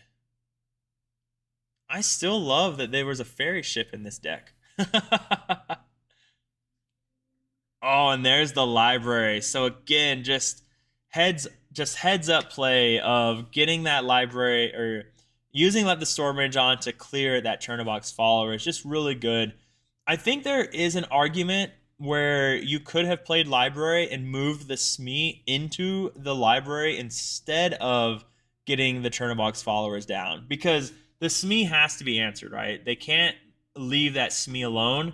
And so they were always going to answer the Smee this turn. So I think that could have been a really good option. Yep, so we challenge into the Smee ourselves and take care of that. And then this Chernobog's followers is going to come in, quest for 1, draw 2. And let's see how he responds. We do see a Diablo in the hand as well. Drawing 2 cards. Looks like a Pete and a Fox, which are pretty awesome draws. Looking for that Crab, of course. Or really any character. At this point, if you can get the Diablo down and the Diablo sticks, you get the Diablo down, move it to the library, so your opponent is less likely to want to remove it. Next turn, Fox can come down to take, deal 4 to the manor. Or if you top deck a Crab could be really good here. But you do want to put yourself in a position where you can answer the manor. You don't want that to sit there and gain too much lore. The Purple Steel player controlling those manors last game made a huge impact. Stopping those manors from gaining all of that lore was a really big deal. All right, we see the Pete come down and the Diablo. So Pete next turn, we're going to be able to do 3. We know the Fox is in hand, so there's 6-7 damage going to the manor next turn. Man, you just wish that Diablo was a Chernobog's followers right about now. But Blue Steel, turn 4, are we seeing nope, Grandma Tala. Not a Flaversham, Grandma Tala coming into play here. And I wonder what you're looking for right now if you are the Blue Steel player. Like, what are the cards that you're just like, I really need to see this right now? This kind of Blue Steel deck, it's one of those that and we pass turn, and this Blue Steel tempo deck, you just can't lose board. If you lose board, it's just so hard. You're so hard pressed to be able to find a way to come back. Whereas Purple Steel, we saw them lose board quite a bit last game, but when you run Foxes and Crabs and all the balance packages with the dock, it's not easy, but it's very possible to claw your way back in, as we saw. All right, we are moving the Diablo. We're going 2 here to play a snake to bounce the Pete, okay? And pass. All right. So just moving everything over, saying if you want to take out my Diablo, that's fine. You can take out my Diablo. I'll draw 2, and I'm okay with that. Meanwhile, library only gaining you 1 lore per turn compared to Manor, but it's just enough. It's just enough while also threatening a lot. Like every character on there, if Blue Steel banishes it to try and gain back tempo, that Purple Steel player is drawing those cards over and over and over again. But the Zeus comes out to play and takes out the library, with the Zeus dealing 5 damage and the Grammatala dealing 3 damage for a total of 8. And good night, library. No more reading for you. The doors are closed. And let's see how Purple Steel responds to a Calhoun, a Grammatala, and a Manor that has now gained 4 lore. And going into this next turn will be a total of 6. Looks like we're going to go snake into the Manor, but taking a second, be like, you know what? Do I need to remove Grammatala? Is it getting too much? Is Grammatala doing too much? Didn't even move into the Manor. Not everybody's DKP, right? That's like DKP's signature at this point. Like, I'm just going to move this card into the Manor just because I have so much free ink. I think he would be a little disappointed, though. I hope that's in DKP's masterclass. If you have floating ink, you will move your characters in there. So we do see the snake go into the Manor, and then the fox comes down. Are we going to see the fox rush into the Manor, or are we just going to wait? If we do challenge the Manor, that means the Calhoun will challenge back, and they will gain 2 lore. Where you could just opt to be patient, and that's what we opt to do. We say, you know what, I'm just going to be patient because I can't remove it this turn anyways, so I'm just not going to give you the Calhoun value this turn. Now, they still can get the Calhoun value next turn, but not just yet. You're going to have to wait. Wait your turn. We see the Flowerstrom come down, though, and it's looking like we might be going to a game 3. Jesse, it's looking like you may have been wrong. Good. Vince deserves some jokes on his behalf. So he's currently fighting for his life, I believe. Oh, we do see the strength come down, removing the Calhoun. Oh, and Grammatala removing the fox with a strength. And we're left with a lone Diablo that is going to deal 0 damage to that Manor, 0 damage to anything that you want to play. And Purple Steel is in a rough place because right now, as a Blue Steel player, you're going to 12, 13, 14, 15 this next turn. Pete just coming down a turn too late. We're going to snake the Diablo, bounce that. All right, Blue Steel. Yeah, you're just going to 15 this turn. Still able to play characters. Way to take, and a double Manor. All right, and a Lawrence. And that is just good game. You just quest right here to go to 13, 14, 15. Just quest everything, go to 15. No, all right. They're just going to be patient. They're like, you know what? I have lethal no matter what. I have Lorthal no matter what. I'm just going to be patient. Let you do your thing. I'm not even going to give you a chance to trade into all my characters. And we're just going to relax. So we do take out the Lawrence, but unfortunately, it's just not enough. The 2 Manors gaining you. All right, he's going to remove 1 Manor. So we go to 15, 16, 17, 18. We go to 19 this turn with Calhoun taking out the Pete. And we see, a Tamatoa coming down. Oh, man. That is going to be tough to deal with because we go to 19 this turn with Calhoun challenging into Pete or Snake. And but I've said it a lot. You know, I need to quit predicting because I keep saying that I don't know how we come back from this, and then Purple Steel continually finds a way to do it. So I'm going to quit predicting at this point. I don't want to keep being wrong like Jesse was with his 2-0 prediction. Yeah, Sevi, Lorthel. I don't know where I heard it for the first time. I think it was actually from Katie, the lore keeper.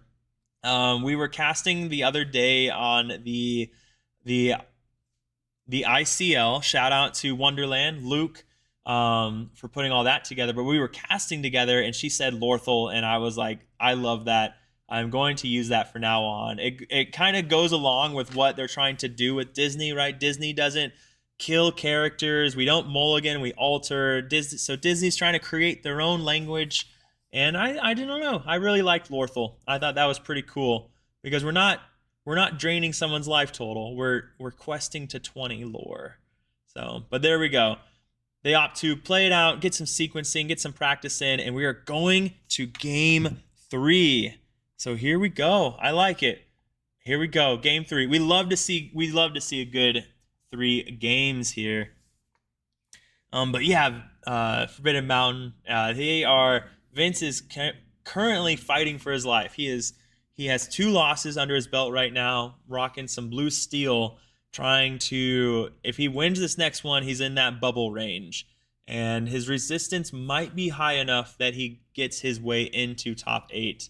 We will see, but we will definitely see how it goes for him. But going to a game 3 here, catching up on the chat. Oh, no problem. I'd go with bookend or something, but bookend. Huh. How interesting. Huh. I do like that one. That one is kind of fun. All right, I'm going to try it sometime. Maybe I'll try it on this one. I like that lore counter. Yeah, so that lore counter is one of my local buddies makes it. Quan, shout out to him. Really awesome guy. He plays with us at Born to Game, and he 3D printed me one, or he 3D printed himself one, and I was like, I love that. However much it costs, I will pay you to make me one. And he made me an all black one, and it was all black with white letters.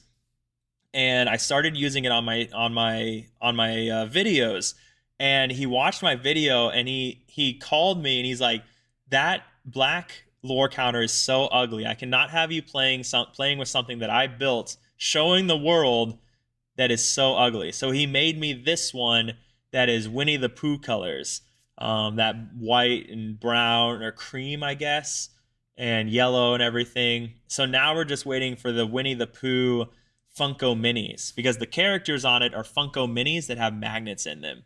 And then in the board, in the lanes, are magnets. So the characters just magnetize along. So it's pretty cool. So dang it, Blader. I didn't even think about that. Wait, Blader, way to ruin it. I guess if they play a Donald, your character just has to go back to 0. Or I guess go back to 1. Way to go, Ravensburger, for ruining our lore counters. But the game has started. We see the broom come down. A much better 1-drop than Fairy Ship. And of course, we see the bell. I swear, Blue Steel is just guaranteed. We thought Diablo was bad, right? In the sense that they always seem to see Diablo on 1 and shift Diablo on turn 2. No, I swear, Blue Steel, it's like written into the heart of the cards that they will just always see a bell on turn 1. And here we see questing, because you know that you either need to bounce that broom. All right, we play a Dox. Oh, that doesn't bode well. Oh, if we look at that Purple Steel hand, I think that was a strength. And does that? It doesn't look good. It looks like a lot of cards that we don't want to see as a Purple Steel player in our opening hand. But we'll see what goes. We'll see what happens. We'll see how things go. It is still only turn 2. So let's go. All right.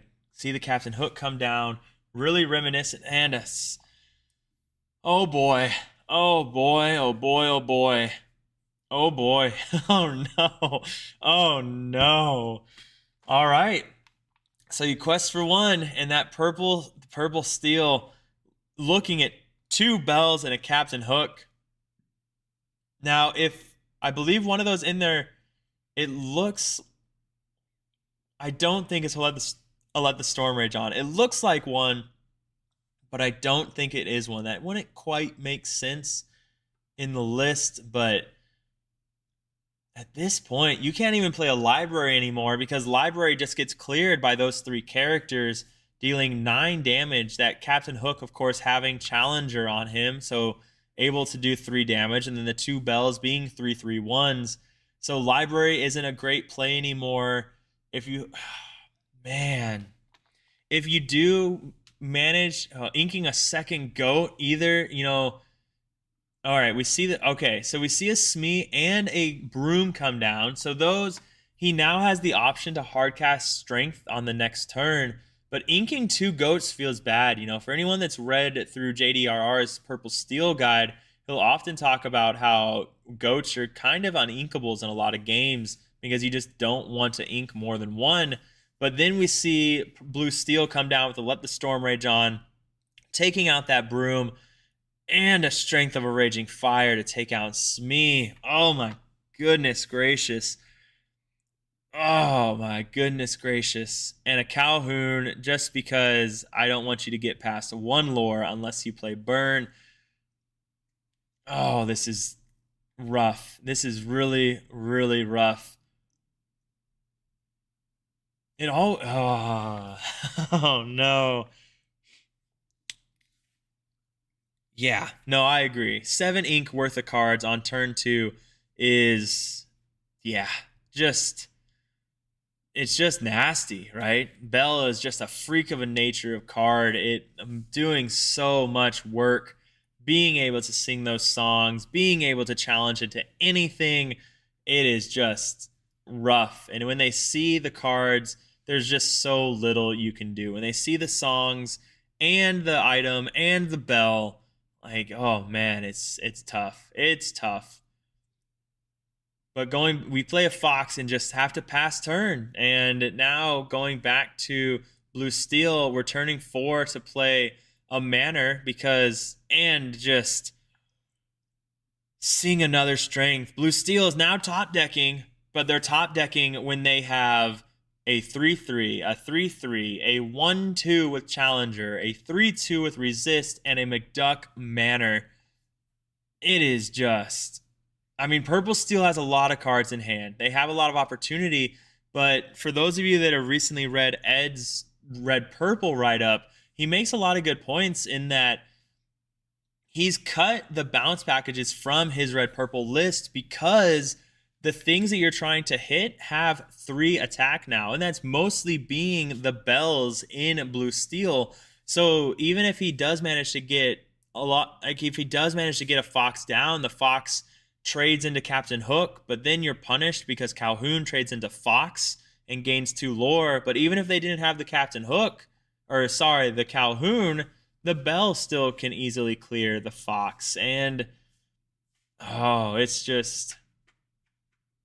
it's a rough turn right now for Purple Steel, but I'm interested to see what they do. I'd love to see them somehow claw back and take back this board and take back this game, because I think it would just be a huge testament to just how strong Purple Steel is. We play a dock on past turn, telling us that other card is most likely a dock as well. So that tells us that he's just not sitting well right now. But dock is good. Dock, if you play that dock and then draw into, like, let's say a rabbit or a snake, that's a lot of card draw coming your way. We quest with both the bells. We'll see if he opts to, all right, just pass his turn. Blue Steel being a very patient player. Okay, so played the dock and just trying to guarantee that you have a bounce target for that snake, because now he does have the snake in hand, what looks to be maybe a Pete in hand as well. So we can quest here. And then we can ink the peat to play the snake and the dock, and then potentially play something off of the draw. All right, so we bounce the dock, and this is how Purple Steel can find a way back into it potentially, is just being able to bounce those docks and being able to continually play cards and draw cards and just go. But it's just so rough. That manner. And another song. Oh, they do have Pete. Yes, they do have Pete. And Pete saves the day. You're not using that song this turn. You've played enough. No more singing for you. And unfortunately, though, we do know that Let the Storm Rage On is in the hand. So the question is, as the Blue Steel player, do you opt to trade the Calhoun into the Smee, or do you opt to trade the Captain Hook into the Smee? We already know that unless they draw a crab or a fox, the Purple Steel player, he will most likely go Pete and Snake into Manors. He really likes to clear those Manors whenever he can. So we do see the Calhoun make the trade, though, going to 12. And then questing with both bells, and then just keeping that Captain Hook ready. Because you know that the Purple Steel player is going to trade into the Manor. So that Captain Hook just guaranteeing an easy play there. And then we see the dock come down, drawing 2.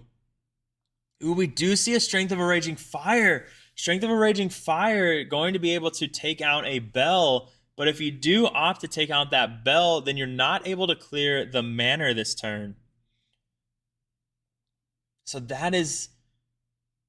All right, we do take out the Manor this turn, knowing that we have to get rid of it. Captain Hook, of course, is going to trade into something. And then do you trade into something else? I think if you're Blue Steel, you either don't quest at all with the bells, or you either don't turn them sideways at all, you don't challenge, or you quest. I don't think you want to challenge. But we're seeing how Purple Steel, another song, my goodness gracious. This deck sees so many songs. I don't even see this many songs with Steel Song, and when I run Aerial. Like, this is wild. It is crazy how many songs this Blue Steel player is seeing. So many Strengths of a Raging Fire. Like, the Storm Rage On is still in their hand as well. And we are just going to opt to quest for 1. And now on the field, we do have a Snake and the Dock. If Purple Steel can see another bounce, that would be pretty good here. We do have the card, like I said, we do have the card knowledge that Blue Steel does have Let the Storm Rage On. So that is something. Looks like there is a Rose in the Purple Steel hand.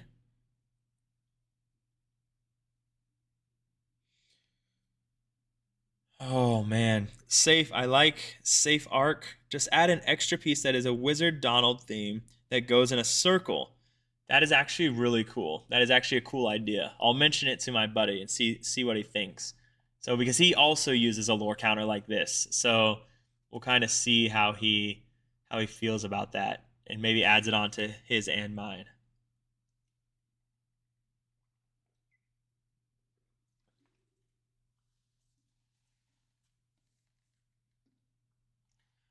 All right. Ooh, all right. We do see the crab. Doc being able to trade into one of those bells feels pretty good, and we are just going to make the trade. We know that the Blue Steel player is low on cards. We know there's a Let the Storm Rage On, but he's only on 4 ink, so unless he sees an item here, and again, Blue Steel this version of Blue Steel does not have any reach. All of their questing, or all of their lore does come from questing. So if you can control that, then they're not going to get anywhere. And we do opt to not quest with the Flaversham, so just slowing them down.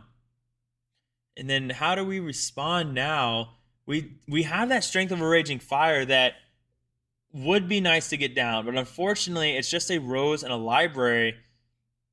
So the question is, do I play the Rose or do I play the Library?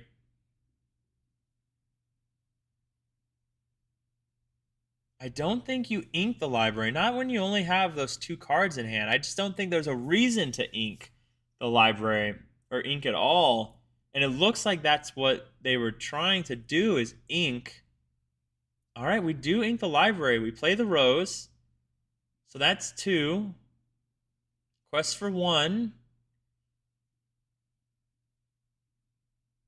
And we strength the Lawrence. All right. Hey, I mean, so now the Lawrence is easy to remove next turn. Like, your opponent has to see a Popsicle, but I think you draw with the Hiram before you ever heal Lawrence.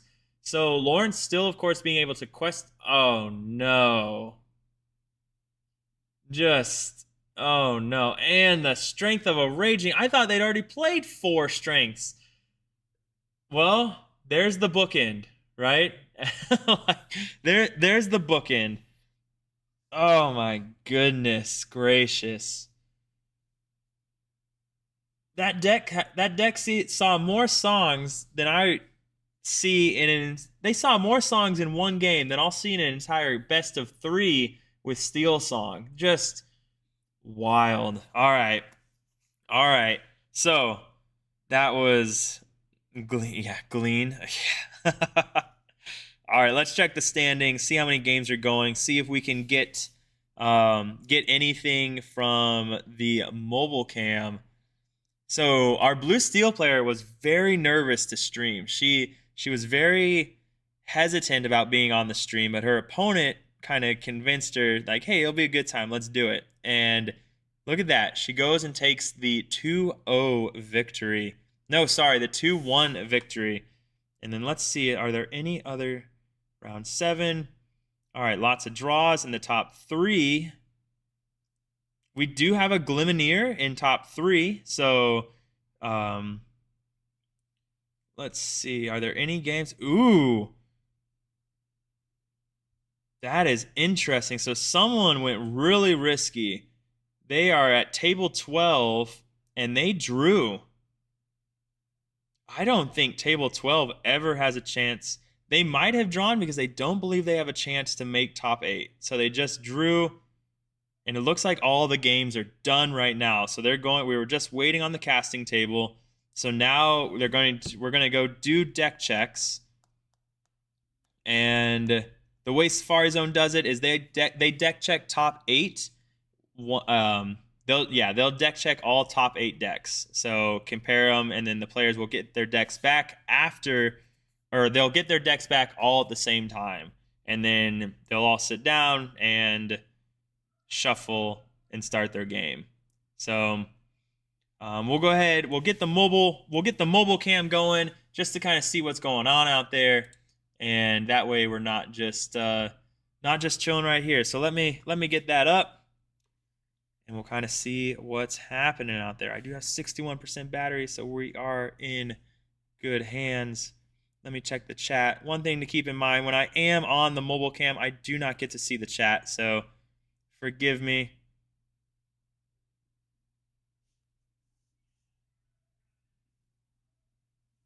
All right. So it is so wild. Yeah, you guys can act out all you want. I can't see the chat. So if you guys decide, you know what, I've always hated this Meyer Madness guy with his stupid hats.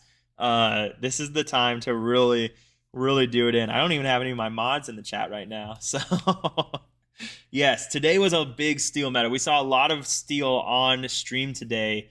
I think the only game where we didn't see steel was game 1. We saw a red-blue player.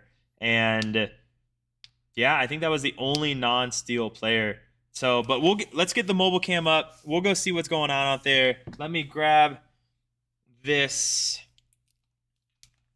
We'll see if we can maybe sit down with another player, get some thoughts from them, what they're hoping for. I also need to go talk to Angel. What are you guys' thoughts? I'm about to go talk to Angel. I'm about to go talk to the store owner, the main boss, the main cheese, the big cheese. Do you think top 8 should be open deck list? Do you think it should be open deck list in an event like this at this size, or is open deck list more of just a top 32? Do you think it like a day 2 kind of thing? I don't know. I like the idea of open deck list. I think why not? Especially because we're going to have at Safari Zone, we have a bunch of TVs in the main room, so our casting, whoever's on the stream table, is going to be casted to the main room.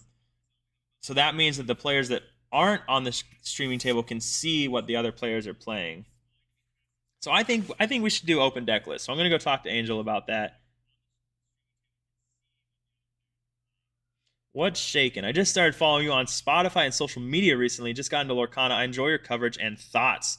Well, I hope not Spotify, because I listen to a lot of weird stuff. But I'm assuming YouTube, and I appreciate that, man. I appreciate that very much. And welcome to Lorcana.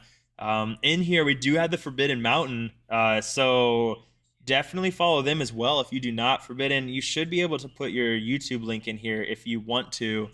If you want to throw that in here for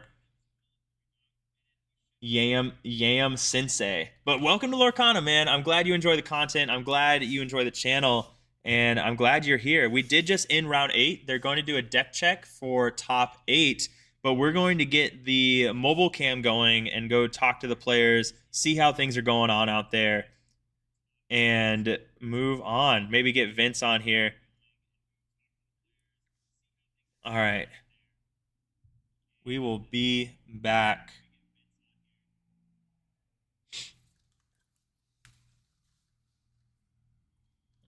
This. Share your camera. Allow.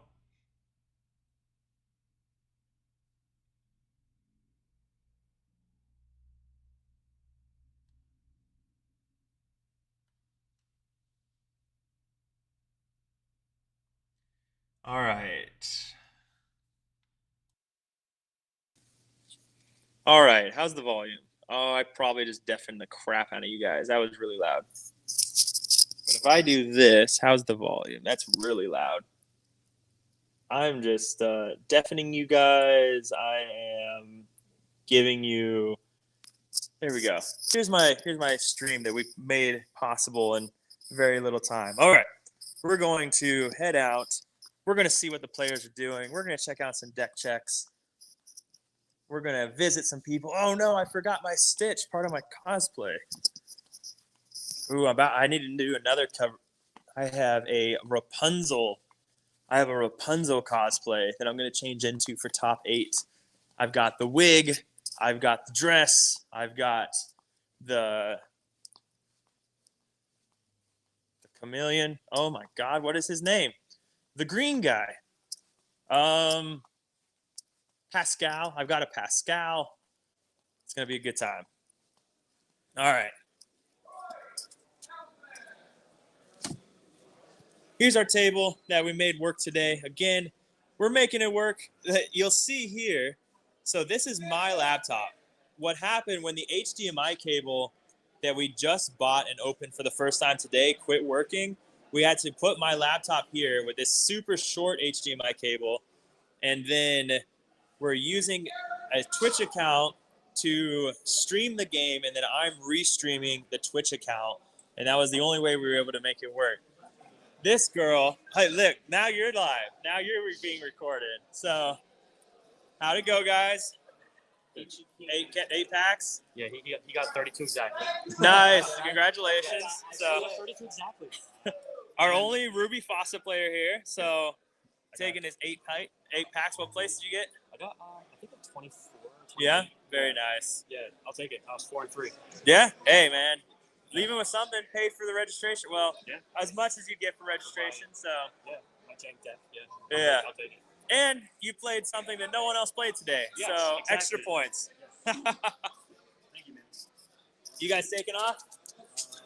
Our buddy's Oh, nice. number 1 seat. So. Oh, nice. Who is it? Will. Oh, yeah. Very nice. That's awesome. So we'll be here. Nice. Well, I'm going to talk to them and see you guys. I'm going to talk to them and see if they're cool. We're going to try and put the stream up on the main screen. So if your buddy ends up back there, then you guys will be able to watch. My wife's kind of putting in the phone. Oh, is she? Yeah, is there a way for her to watch it on? Like watch the stream? I mean, she can go to my Twitch channel. Oh, It's you're all here? live Are you stream. on Twitch? Yeah. We're casting it all back in the back and everything. I'll shoot So, you. What's just twitch.tv / and then if you go, in there you can just search Meyer Madness. You taking off, man, or? No, Oh, your wife's in top 8, isn't she? Yeah, congratulations, man. We were wanting to get a picture with you. With Yeah. the team. Yeah. You want to do it right now while they're doing deck checks? Yeah, he's wanting to leave so he can get home. Okay. I'm going to see where Mitchell is on his deck.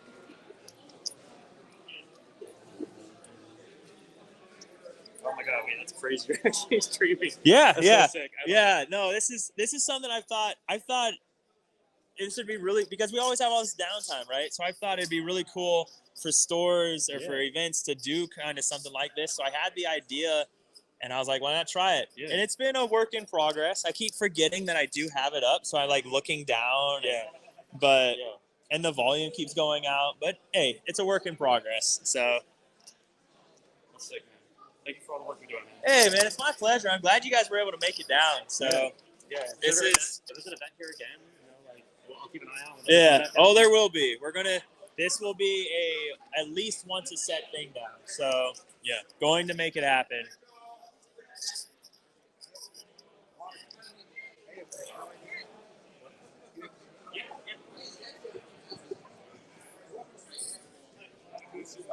How are you sitting? What seed? We're at the 1 seed. You're first seed right now? Very nice, man. Looking forward to see how it goes. So, oh yeah, nice, man. How'd it go? You made it? Hey, congratulations. 8th seed going out to Caesar. Any Freedom Gamers that are still here? So Automatic was in here earlier. So Nice. Yeah. Just exclusive in there. He watched my match. Yeah. Okay. Yeah, I saw him in there too earlier. So I squeaked in. So nice. Congratulations. Thank you.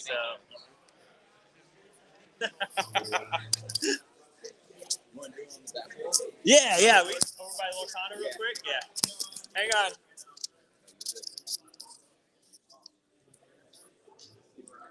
What's up? Where'd you finish? 9th? Yeah. Oh, jeez. Those. I think it's a curse. The breakers, man. The breakers. How'd you do, man? I got blue steel item dying at the end. It sucked. Yeah. I Oh, watched the jeez. stream of the girl that I beat. Yeah. It was. She just saw she sees so many songs. Oh my God. But yeah, these two gentlemen, both prior Marines, so shout out to them, right? So good for them.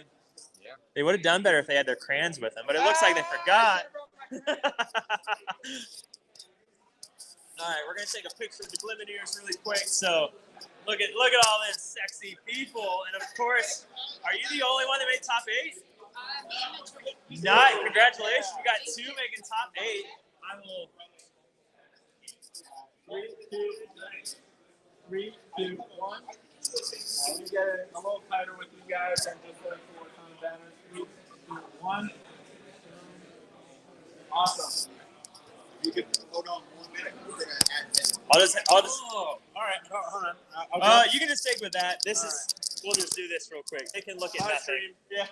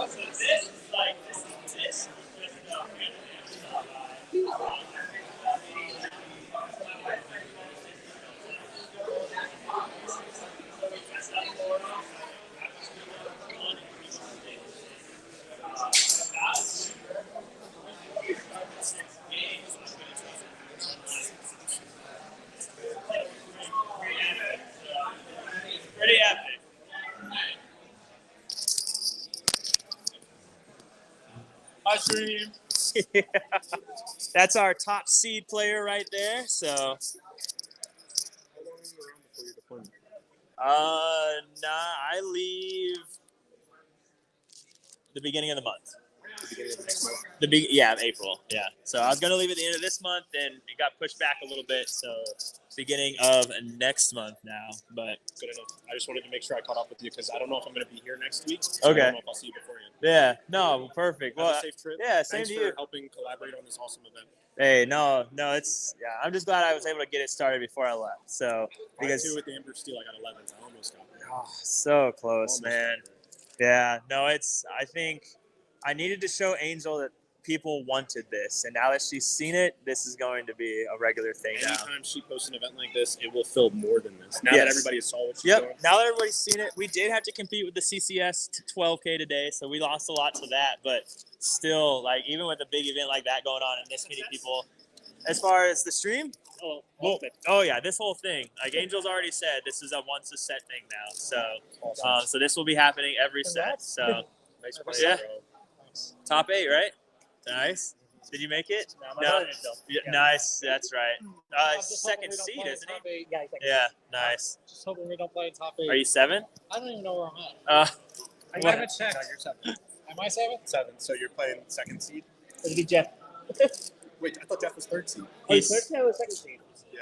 I Please think be Jeff's third third seed. seed. I don't want to have to play him. just I know. because- That's my least favorite thing. Yeah. All right, I'm gonna go see. Do your thing. What's your guys' opinions? Should I talk to Angel and try and convince her to do open deck list, or leave it be? No, leave it be. Leave it. So here's Well, the top, issue. Top 8 should be open deck list. Yeah, that's what I'm talking No, about. top Yeah, eight should be open because deck list. she wants to put them up there anyways. So if we put, I 100% agree with top 8 should Okay. be open deck. I can Okay. throw it with you because she's also that's why it's up anyway. well, she'll get mad if we interrupt her right now. But yeah, we'll go talk to her about open deck list. So Yep. That's how it should be. yep, I agree. I think so. It also makes people practice it for big Yeah, events. yeah, for big events. So yeah, I think we'll be able to convince her here in a little bit. Here's our valiant locals. Are you done streaming? No, I'm live. Want to say hi? Oh, no, stop it and come eat with us. I have to stream the next game. Hey, the internet. Go to bed. Angel and Danny would be so mad if I just left. She said I'm done. I couldn't even I was rubbing her feet the whole time while I was casting, and she's like, "This isn't even enough anymore."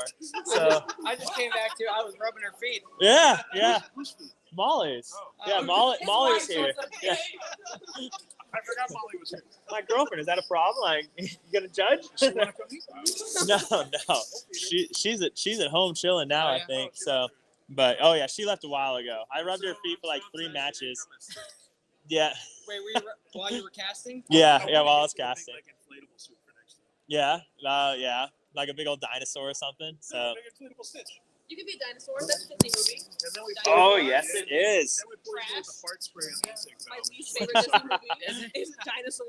Dinosaur? Really? Yeah, remember What? that? I love dinosaur. Disney's It's not garbage. great. It's not that We're bad. getting dinosaur cards. I know. We need some T-Rexes. Pixar's coming, right? So That's coming. Yeah. Look, I'm waiting for the Incredibles. But it definitely isn't like Yeah. something like. She's been oh my God. recording me every time I turn around. She has her phone out. She's gonna miss my next costume. I'm gonna change here in a little bit for it. So Rapunzel, yeah. Oh, you're So- changing from top 8. To Rapunzel, yeah. So, with the card and everything. So Bunch of pictures.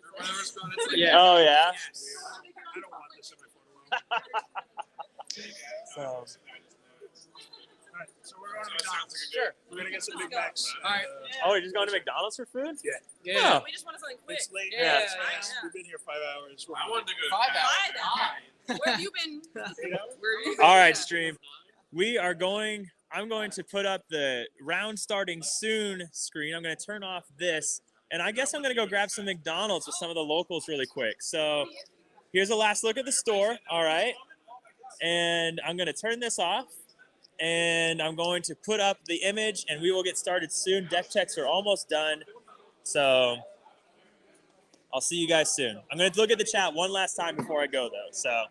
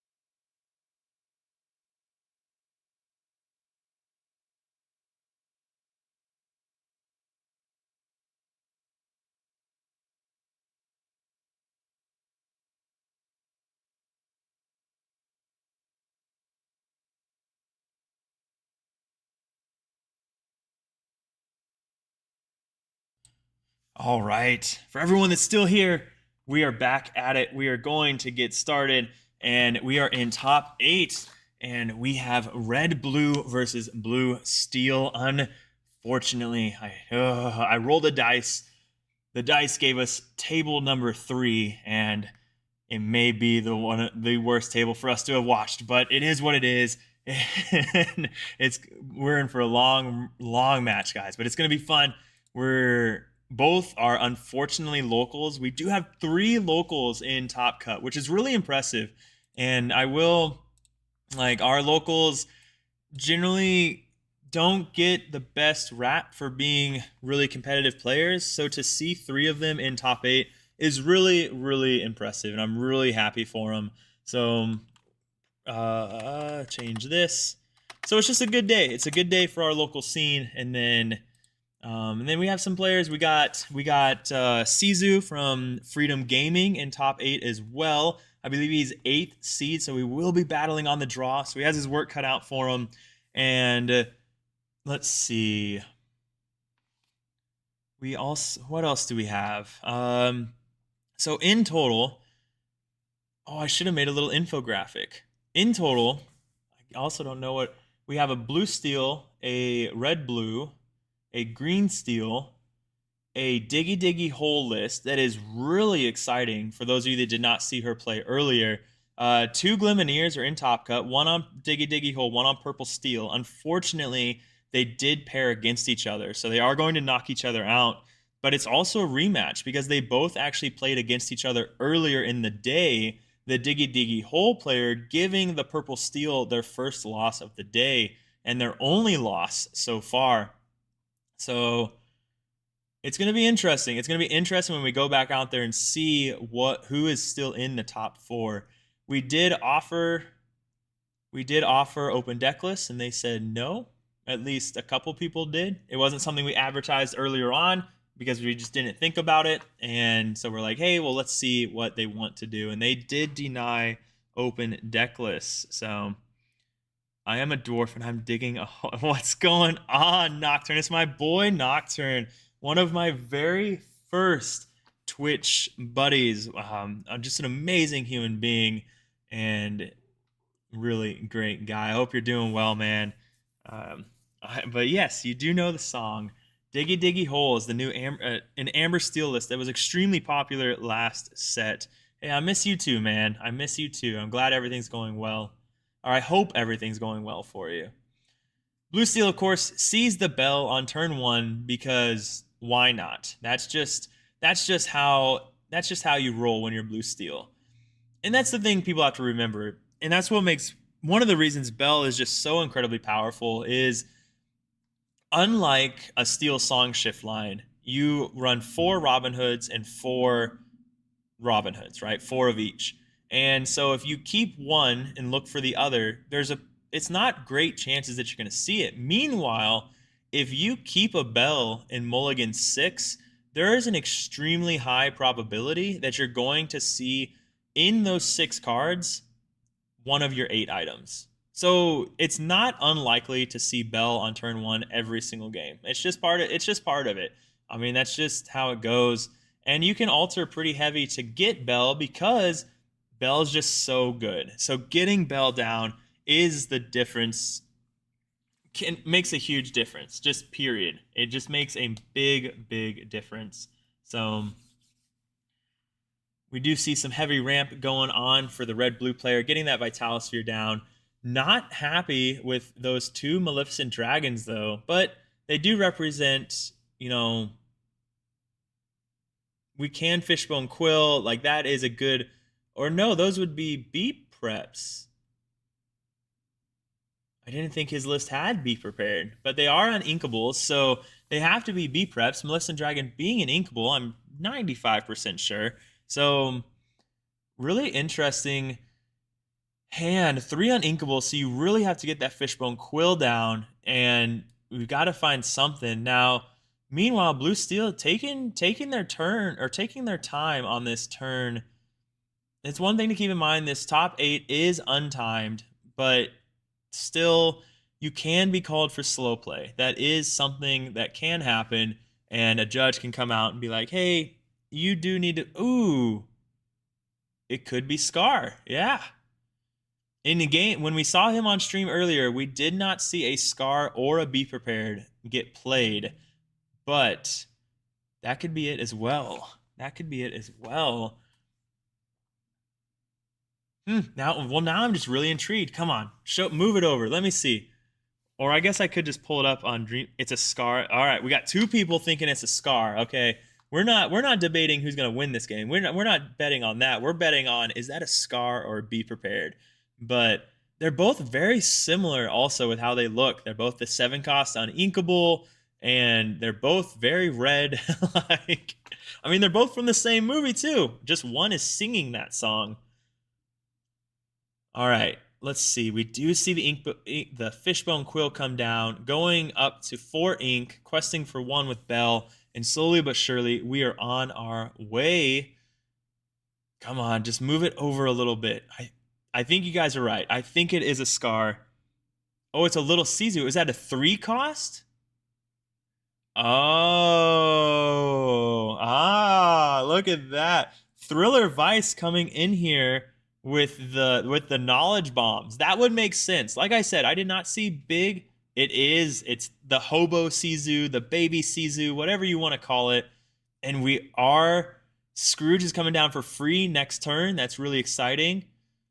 But what's you guys' opinions? Is it a hobo Sisu or is it a baby Sisu? I prefer I call it baby Sisu, but I have seen the hobo Sisu, which I think is fun. I believe my buddy Vince also calls it a hobo Sisu. Top 8 is not timed. I see that question there. Either way, Scar is on the card. Am I right? I mean, yeah. Hey, if it was a Be Prepared or a Scar, both of us are right. So there we go. And unfortunately, Thriller comes in here and says, no, you're both silly and you're both wrong. So you see a little bit of Scar. Character, start, direct, song, items, or center align. Character, start, direct. Okay. Oh, we do see the Flowersham come down for Blue Steel, though, and that is pretty good. The ability to just start drawing all those cards is something incredibly important. Now, the baby Sisu in hand is going to be able to remove that Flowersham, which is a great answer, and one of the star shining moments for Red Blue, being able to answer that Flowersham so easily, whereas Blue Steel does not have an easy answer if Red Blue does play their own Flowersham. A lot of the time it just requires trades, maybe a Zeus and a Let the Storm Rage on, but it's just a lot of things that you have to do to cancel out and banish a Red-Blue player's Flowersham. Hobo is derogatory, not very Disney. See, I agree with that, Trenchcoat. I agree. That's why we're using the whole Lorthul or bookend, as I heard earlier. You've got Spessy that's trying to make the whole storybook thing. It's a storybook deck, not a burn deck. I get it now. We do see the Scrooge coming down for free, though. What I would do for a free aerial that is a 4/4. I would do bad things. And now we do play that for free. We can still play the baby Sisu to answer the Flowersham, say goodnight there. And now we're not in a bad place as Red Blue. We're sitting at only 4 ink, but if we can see some kind of Flowersham, a Visions, I mean, we're not in a bad place. That Scrooge is going to be able to slow things down, but this deck, I believe, has a little bit more of the combo in it. So we'll just kind of see how things play out here. Yeah, okay, yep. So Vince does call it Hobo Sisu. I think that's where I heard it for the very first time, was from Vince. Oh, and we see the baby Tammy come down, playing 2 Vitalospheres. Those Vitalospheres being so good at just cycling your deck.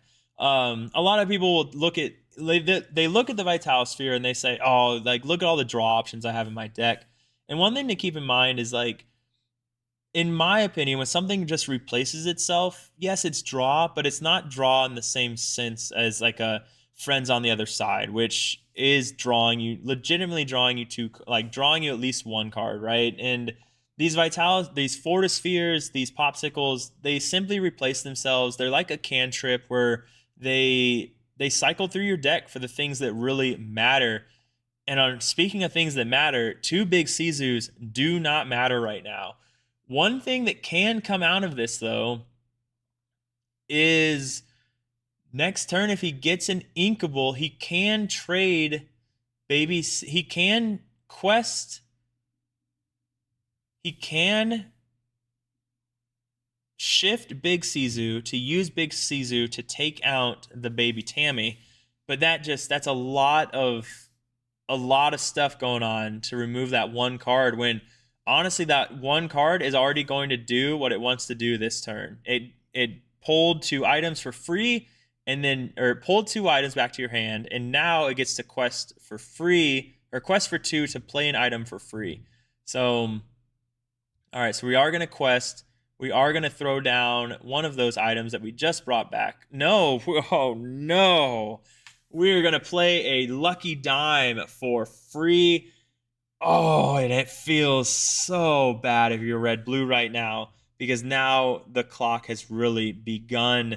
You have no mass item removal, and oh boy, not what you want to see. A lucky dime for free is never a good thing. Oh boy. Oh, and he just put a flap to the bottom. Oh man, that Scrooge really doing him dirty. Hey, anyone that's played Ariel and Steel Song, we've all been there. The number of times where we're like, the best card for me to draw right now would be a Rapunzel, and then we play Ariel and we send a Rapunzel to the bottom of our deck. We've all been there. It's one of the issues of when you run a card like Scrooge, like Ariel, anything that lets you search but only pull specific cards. It's a risk. It's a risk that you just hope pays out more often than not. But unfortunately, it doesn't seem like it's going to pay out this turn. Now, if he does, that is really good for red-blue, showing that big Tammy, putting that big Tammy to the bottom of the deck. So that's one less card you have to worry about. And now, if red-blue can draw an Inkable here, that big Sizu can come down to clear a lot of the board, only leaving the bell, because big Sizu can challenge into the Tamatoa and slow everything down. Oh no. Oh no. Oh, I think what you do you ink and then you play the Cusco on the lucky dime? Yeah. No, he doesn't. So he opts. Okay. And I think that's a fine play too. So now you can trade into the Tamatoa, and then you can play Cusco next turn. That Cusco putting the lucky dime in the Inkwell. And I think that feels perfectly fine as well. You could have instead gone the Cusco this turn to put the lucky dime in the Inkwell, but then they still have all those other cards on the field. I think this is a fine play, because if he would have drawn into let the Storm Rage on and banished the baby Sizu, then you just lose at that point with 0 chance. I really think you could have afforded to challenge into the baby Tammy, though. I think just getting rid of that card would have been a really good option there, and just taking it down to one character on each. Oh no.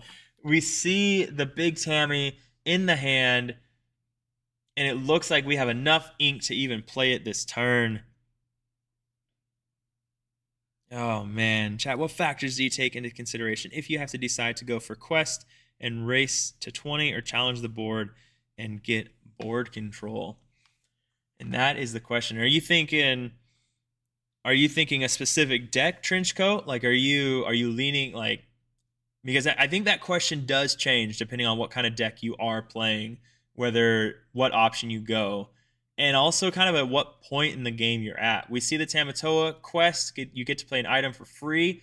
So we see the Fortisphere come down, and then I don't know how much ink he has, but it looks like enough to play the Tamatoa. Looks like a conversation was had briefly. How much ink do we have? 1, 2, 3, 4, 5, 6. I think that was 6, or was that 8? Oh, and a Hades comes in to hit those Sizus. Wow, we did not see the Hades when we watched him on stream earlier. So that Hades coming in, Lucky Dime getting you 2 more lore. And now, even Cuscoing that Lucky Dime, you're stuck hitting next turn. Blue Steel is able to quest for 1, 2, 3, 4, 5, going to 16.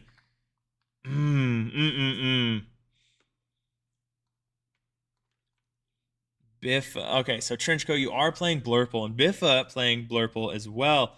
Rhinoceros, this is game 1. Here, I'll add a thing. So let me go up here because that is a good question. Let me add a thing really quick. Make it easier. What came down? Okay, so we do see the Cusco coming down, putting the Lucky Dime in the Inkwell.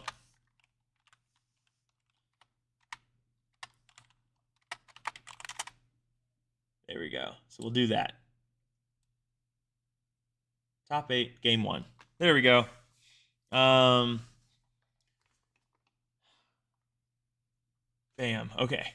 There we go. All right. So we see the Cusco comes down, Cusco hits the Lucky Dime, sends that to the Inkwell, and then we have Cusco Vitalisphering the Tamatoa and Scrooge taking out the Bell, and just like that, it's not looking as clean anymore for the Blue Steel player. They are down 1 Lucky Dime. We do not know how many they run, probably a minimum of 2. Now, we do know that Tamatoa is in the hand of the Blue Steel player still, so he can just play that, get an item back, and still just start questing. We know he has a lot of items over there, so it's not...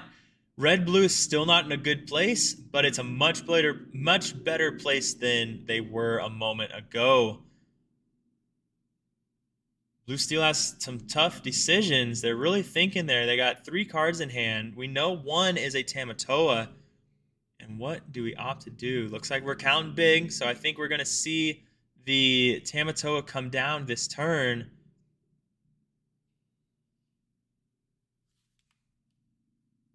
Oh, but he's thinking. He is thinking hard. Okay, we see the baby Tamatoa. So getting those items back, cycling through your deck a little bit more it's a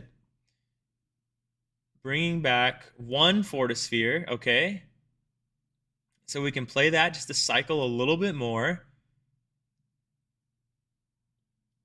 And then the question is, do we quest? I think you do, right? You just go to 14. And if they want to trade both characters in the Hades, let them. Who cares? I mean, yeah, so you go to 14 here. Tamatoa takes you to 16 next turn. Can't quite tell what's in the Blue Steel hand. You can ink the Tipo because why not? Looking at the chat, I played Blurple items last night and wrecked BS. Yeah, Blurple items... I was really against it, and I'm still not a huge fan of it. But I will say that the Flower Farm has really been doing a lot of testing with it, and they've really enjoyed it. I've even seen a lot of Blurple that has started cutting the bounce package and going a different route, kind of. You know, we kind of looked at what Ed said about the bounce package, and we're like, it kind of makes sense. And let's try some other things. And removing that bounce package offers a lot more room to do some other crazy things. That being said, they're probably in a way different direction now. But there's a lot of ways to build. And a lot of blue decks, they're just seeing the power of Bell. And they're going, we might as well try and high roll, right? We might as well, because why not? It's just so strong. Trenchcoat, the Blurple items list normally only runs... The Blurple list only normally runs the 4 popsicles, I believe. I don't think you run any more items than that. And it was interesting. So Cusco, I forgot that Cusco lets you give resist to your characters. When you tap so much ink, you give resist to your characters, And that Cusco coming in to challenge, or the Scrooge McDuck coming in to challenge the Hades and not even being banished because of all the resist that Cusco gave you.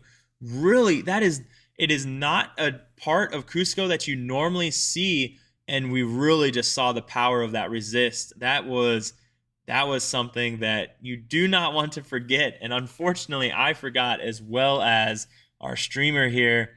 And we do see him top deck a Let the Storm Rage on, so that is a pretty good option as well. Oh man. Yeah, Aiden. I will. All right, so he does take out the Cusco here. He gets to draw a card.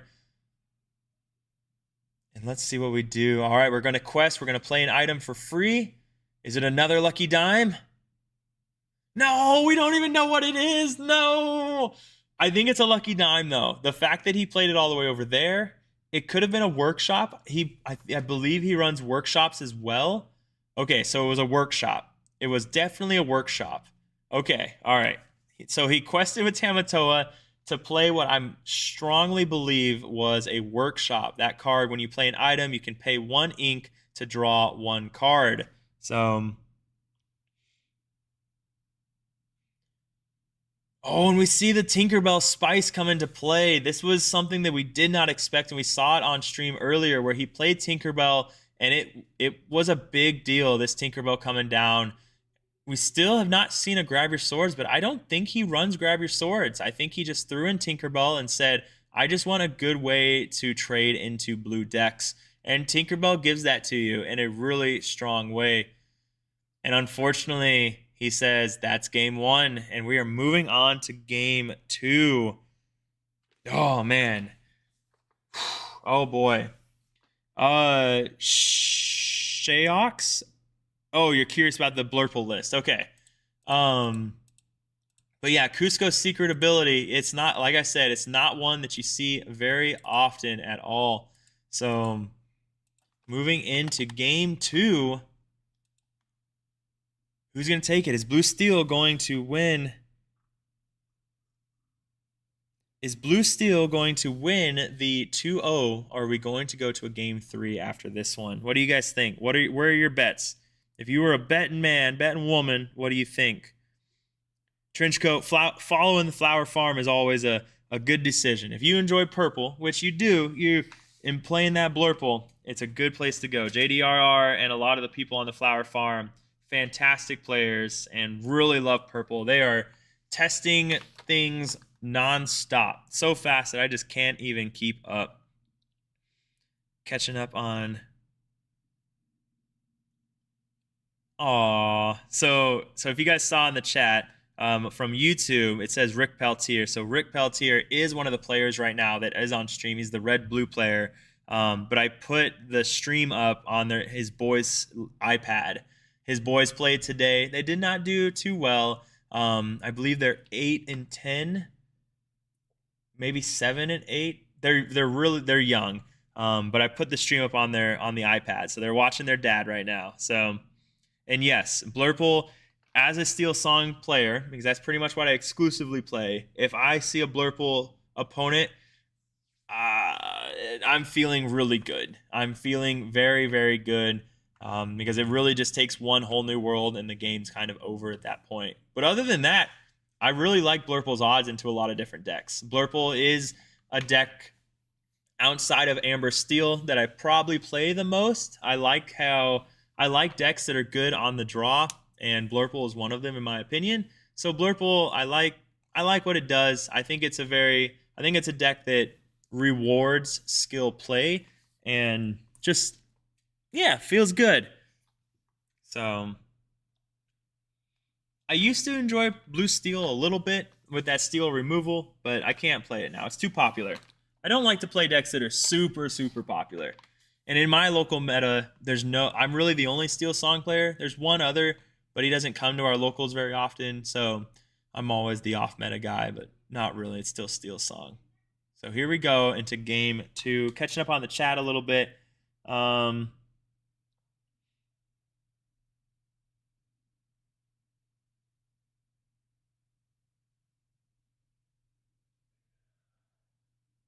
Yeah, no, for sure, Aiden. I believe Blurple is really good into Blue Steel.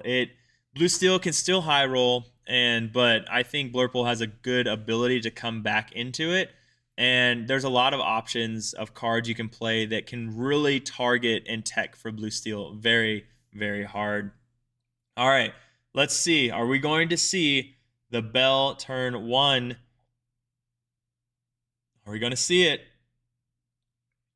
Oh, and there's no bell on turn 1. Holy crap. It is a Christmas miracle for the red-blue player. No bell on turn 1. All right. Well, it's a game now. It's a game now. We see the sail come down for red-blue. Get the ramp going. Probably just throw away one of those brawls. Or Tipo. You do have a Tipo that you could throw away and be happy with as well. You're not trying to ramp to anything super fast right now, so the Tipo, I think, is a really heads-up play. You do play the Popsicle, get that extra card in your hand. Looks like he drew a Baby Sisu and passes turn back to the Blue Steel player. Yeah, you said it best, Aiden. That's exactly how it goes with Blurple. It is that deck that does the controls slow enough that Blurple can get going, get to that high ink, and just start questing out and getting 1 and 2 here, and the next thing you know, they're on like 12 ink and they play like 3 goats and bounces in the same turn and gain like 9 lore. So Blurple can do wild things. Great answer for the Sisu coming in here. We do ink a brawl, play a brawl, take out the Oswald. I think I said Sisu, but no high roll potential for you today. You can stop that train really fast, and we pass the turn after the brawl. And let's see what Blue Steel responds with. We do see that he's stuck on that Let the Storm Rage on. So that's one of the nice things. I think Sail is so much better into this matchup because you don't want to play Tipo and give them that Let the Storm Rage on target, because the Storm Rage on then just gets stuck in their hand. Now, in this case, they do have Fishbone Quill down, so it's not as impactful. But in the early game, before Fishbone comes down, it can be a really big consequence. Like, you can really suffer because of something like that. Let's see. Looks like 2 Baby Sisus, a Medusa, a Scrooge, and a Fishbone Quill. I don't think he has quite enough items to play the free Scrooge. So he does just pop it out there for 4, looking for an item. Popsicle would be, okay, nope, that's pretty good. When you have a Baby Sisu in hand, that Sapphire Coil could actually make a really big difference, because you have Baby Sisu. That's a huge piece of your removal, and you can lower things a lot. You can take out a baby with 2 coils, or even 1 if you have enough ramp that turn. You can take out a Tamatoa with the Baby Sisu. So pretty good item to pull here. He really needed that last game. We like stats. Which stat would you like? Which stat would you like? Or did I say one? I don't feel like I often say stats. So, but I wish that I was one of those players that could remember all like the percentages. Like, if I alter back 6, then I have a 47% chance that I'm going to see my Popsicle and Bell. And by turn 3, I have a 92% chance that I'm going to see this card, because I altered so many. And that's a different level of Lorcana that I don't think I necessarily. My stats come from, all right, I've played 15 songs. The odds of Ariel hitting another song here are pretty low. That's about as far as I get with stats when it comes to card stats. Now, I am interested. I'm going to go grab the deck list after this round. I do want to see what our top 8 looked like as far as things go. So we have the Glimminiers that are Purple Steel versus Diggy Diggy Hole. We have Sisu on Green Steel, but I do not remember who his opponent. Oh, his opponent is on Blue Steel. We have this match, which is Blue Steel and Red Blue, and then 2nd seed and 6th seed is Green Steel and I do not know his opponent. So we definitely have 2 blue steals. Definitely have 2 blue steals, 1 purple steel, 2 green steals, 1 red blue, and a mystery. Ooh, the baby Sizu comes in. So Abel, that's not the worst thing. You can ink that quill here. Remove the Flaversham, really just halting things for that blue steel player. But we've seen what happens. That blue steel player is... This board control isn't as big of a deal when blue steel just... If they get going, that ability to quest so incredibly fast is such a big deal. So we'll kind of see what happens. We do get the workshop coming in, so the workshop is going to... It's great that you remove the Flaversham, but that workshop is going to draw so many cards, and just like that, we already see 5 items down. So one thing to keep in mind, though, is red-blue, with those 2 baby Sizus, any Tamatoa that he plays is not going to stick around, whether it be the baby Tamatoa or the big Tamatoa. It's just not going to stick. That coil that he has in his hand, the fishbone quill, really going to do a number on reducing the opportunity of those. But red-blue needs to see a Flaversham. This man cannot get card draw to save his life. And we just kind of see what happens. Red-blue just still on 4 ink because he doesn't want to lose these Sizus. He's trying to hold on. He's trying to control the board long enough so that he can... All right, looking at ink. I think there's a question of, hey, have you inked too many this turn?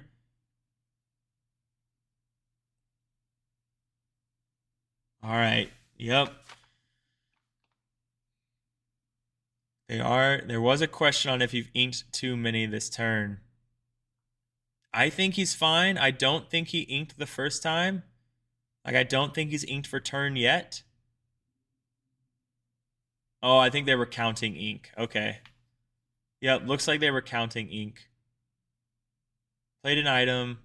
1 for workshop. Okay. All right.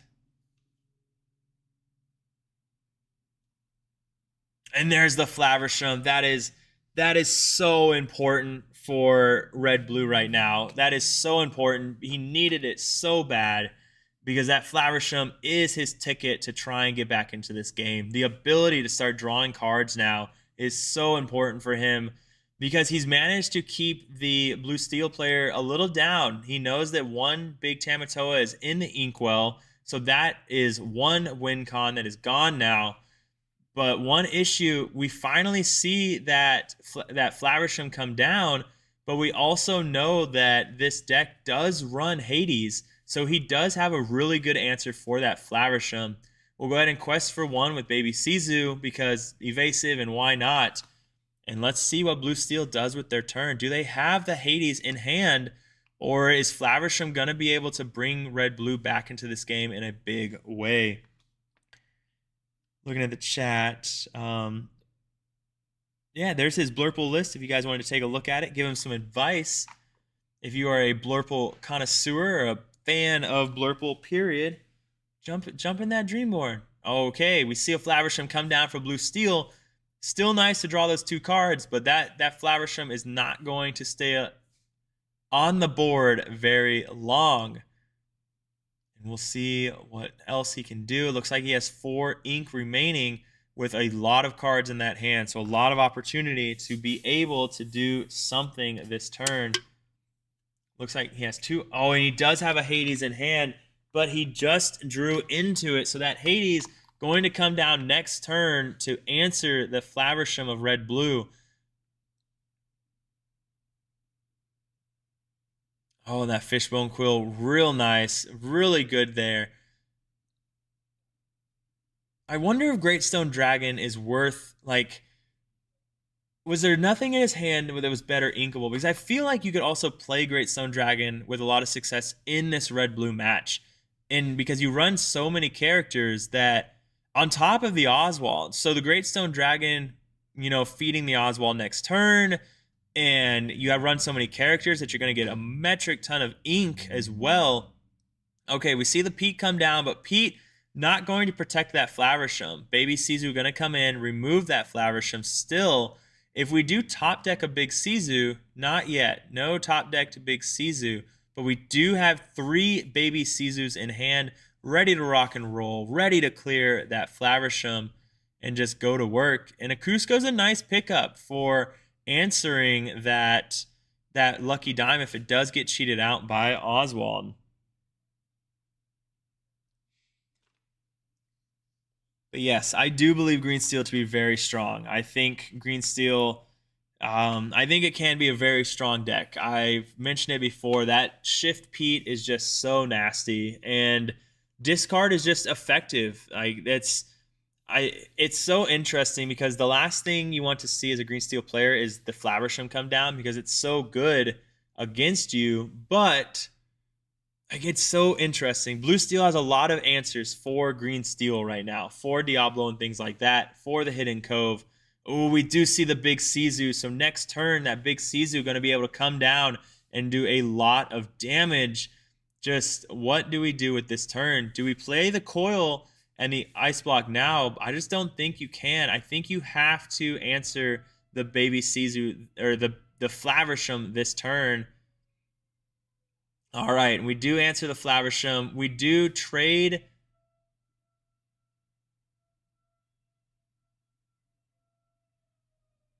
Does his Scrooge have resist? Did I miss something?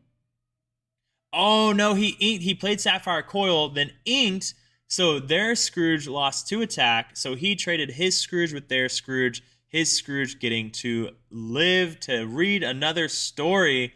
And these baby Sisus going to go ahead and, or one baby Sisu will quest this turn.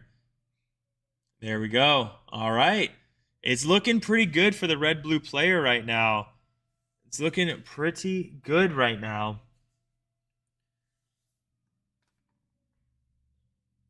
Phoenix coming in here with some knowledge on Great Stone Dragon. So if you're not playing Great Stone Dragon in this matchup, then it probably shouldn't be in your deck unless he feels he's that. Okay, all right. So I was on the right track then, and that's kind of how I felt. Like I think Great Stone Dragon is kind of built for this matchup, and I will admit this is the first time I've seen this local on Blue Steel.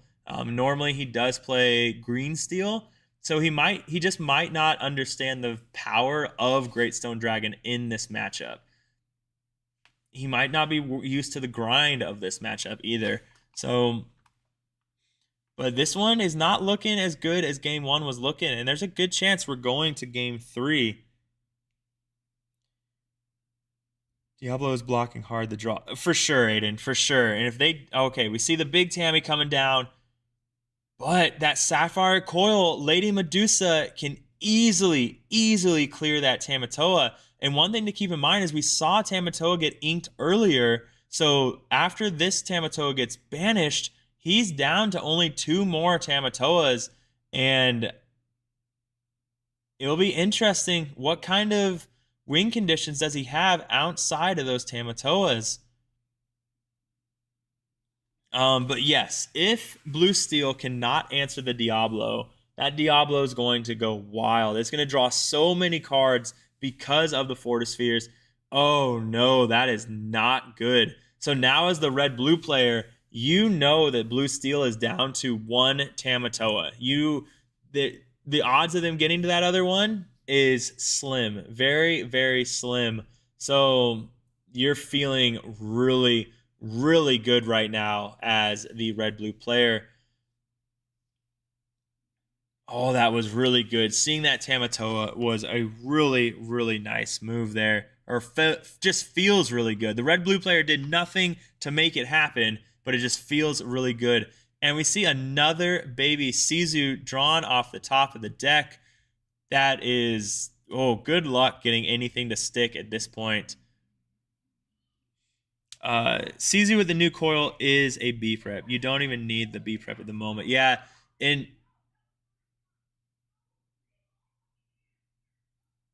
there's something happening right outside the window that I can hear, and lots of yelling. But it looks like they're moving on with their lives. Okay, so yes, if you've looked at a lot of red-blue lists, a lot of them have started to cut B prep because they realize if I just run baby Sisu and coil And I don't need it. I don't need it because Baby Sisu is clearing so much on top of Big Sisu clearing so much that it just becomes not a problem. So, all right. And there we go. Clearing that Tamatoa with the Big Sisu, clearing the Oswald with the Big Sisu. And now you can just kind of take out the Pete. And you can quest for 2 with the quest for 1 with the Flaversham and 1 with the Baby Sisu, and quest for 3 with the Big Sisu. And as the blue steel player, it is not looking good. It is not looking good. And it all came down to red blue finally drawing that Flaversham. Drawing that Flaversham was everything. So people talk about, Flaversham was so big, and it brings big hot topic right now. If we were to make blue weaker, what do we ban? What do we errata? And people are like, Bell. You hear ban Bell, and then you hear ban Flaversham. And they're both so important, right? They're both so good. But red blue, if you ban Bell, errata Bell, then it doesn't really hurt red blue.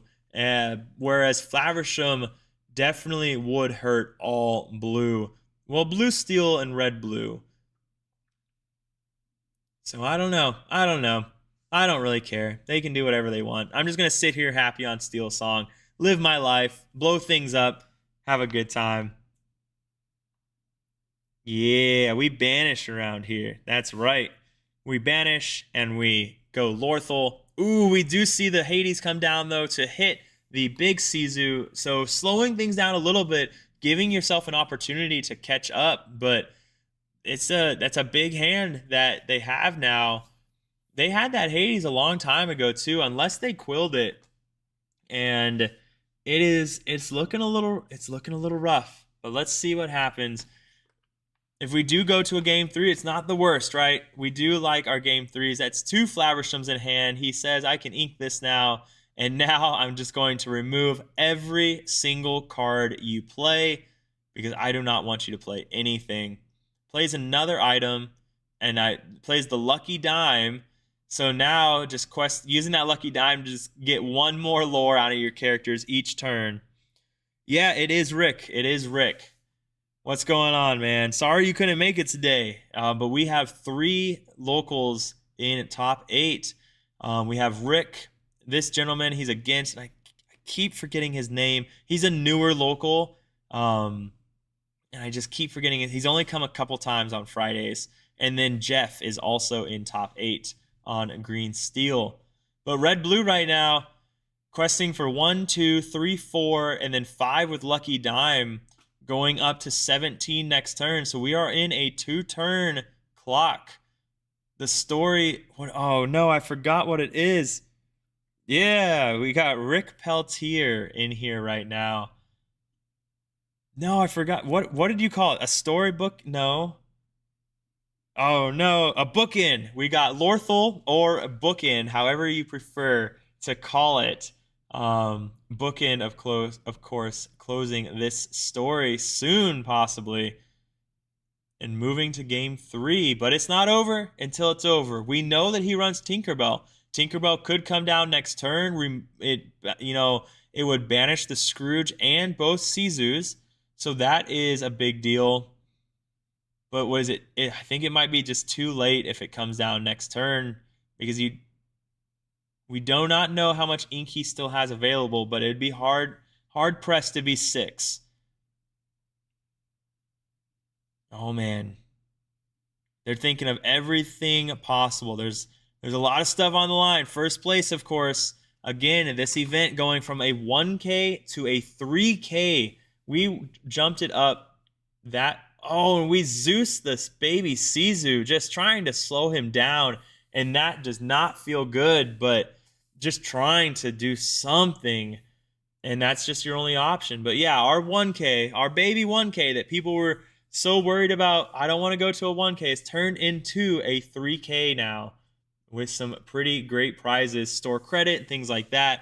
And store credit being able to be turned into a gift card so you can use later. You could, if you win first and you win $500 store credit as well as 2 boxes, you can keep that $500 store credit on a gift card and you just bought your case for next set. Feels pretty good. Feels pretty good. So it is Larry. Thank you very much, Chris. It is Larry. It is Larry. Thank you. Thank you. Thank you.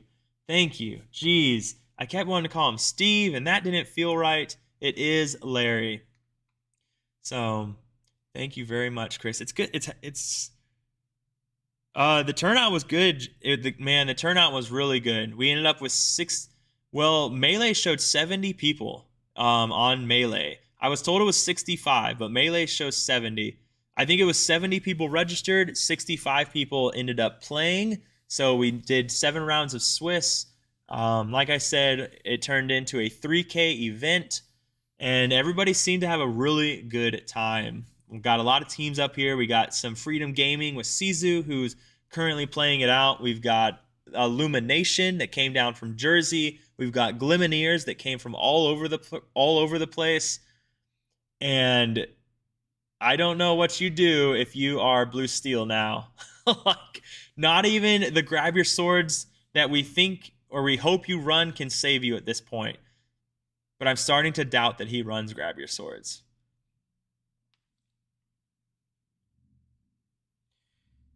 Oh, man, oh, man. Look at all that ink he has, though. Look at all them chickens. Look at all them chickens. All right, bell comes down. Cusco to hit the dime, and that's, yeah. All right, going to game 3. Going to game 3. All right.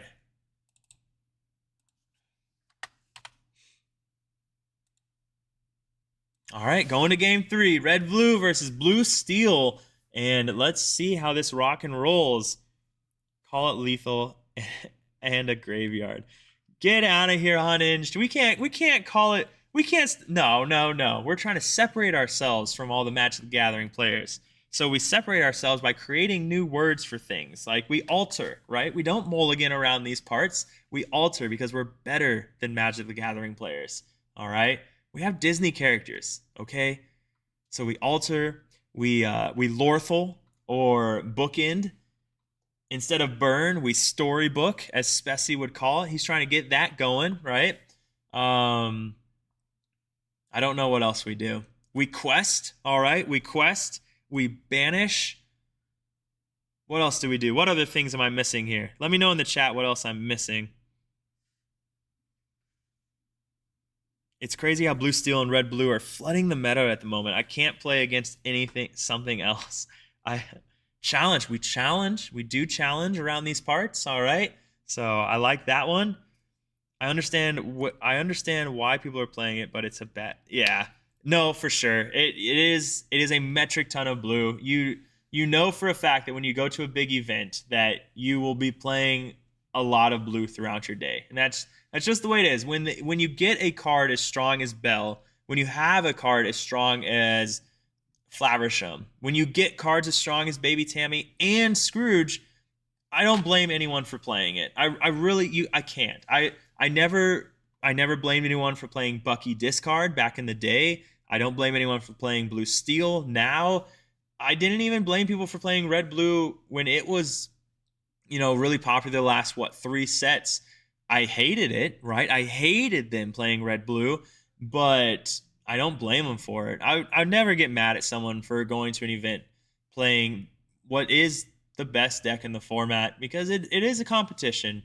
Right now, they are competing for 2 boxes and $500. So what, 5, 6, 7, 740-ish, 720?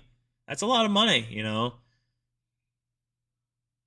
If you really wanted to, I'm sure whoever gets first, they could turn that store credit around and just say, hey, I'll give you $500 store credit for $400, give me cold hard cash right now and just go home happy. So I don't blame them.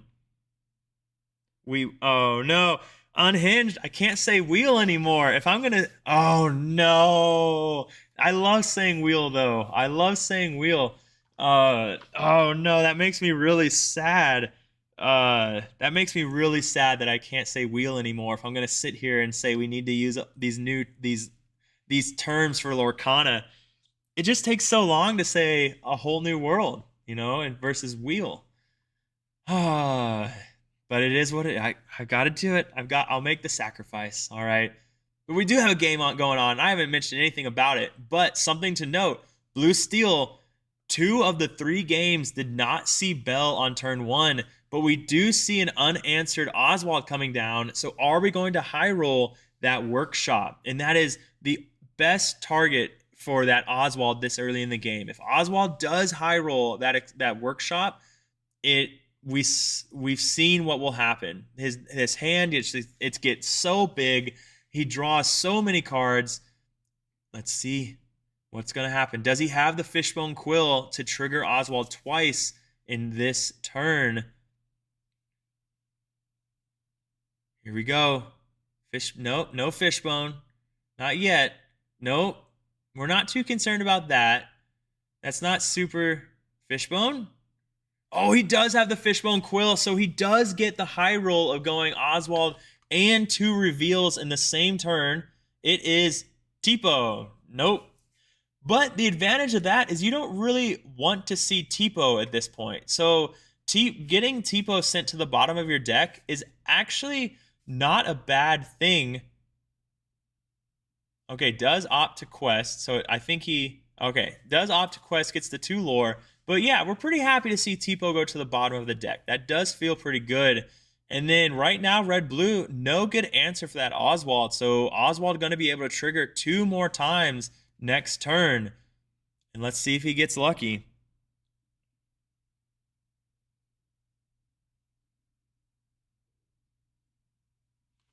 Oh man, the chat's like, oh, and I need to, for whatever reason, I don't know what happened, but when my thing freaked out earlier, my chat disappeared on my computer. So what I'm having to do is use my phone for my chat. It's really weird. Because if I open the, yep, I have to use the phone on my chat on my phone. I don't know what happened to my chat dock. But, so I keep having to look down, and you guys are going wild in here. We do ink the Scrooge, though. Play the Popsicle. Oh, he did have an Ice Block down. So Ice Block was able to answer the Oswald. So, and that was, I remember talking about a list recently where I think it was Sailors, ran the Ice Block and the Sapphire Coils, and it lets you do cool things like that. So it worked out. Being able to answer that Oswald and prevent 2 more triggers feels really good. And just like that, you can prevent that high roll potential from happening. Debating what item do I want to take. Or took his item. Now debating what else I want to do with my turn. All right, he is inking. He's saying, I need to get this ink. I will draw into Flaversham eventually. It will happen.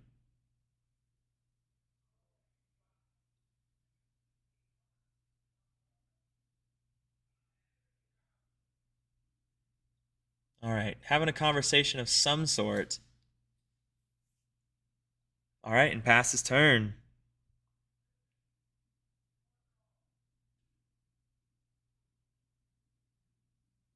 Wheel is an unofficial term. I don't know if we can say that, because then I think you can easily just say that lethal is an unofficial term, or mulligan is an unofficial term, when altering is legitimately an actual term in Lorcana. Like, that is actually in the rules that you alter. Nowhere, I don't think it mentions mulligan anywhere. So, but I don't know. I feel like I can't say wheel anymore. I feel like I have to, spell it out.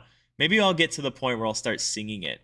I mean, it feels appropriate. If Steel Song is my main deck, kind of what I got known for, it feels appropriate that I sing it. But I don't know.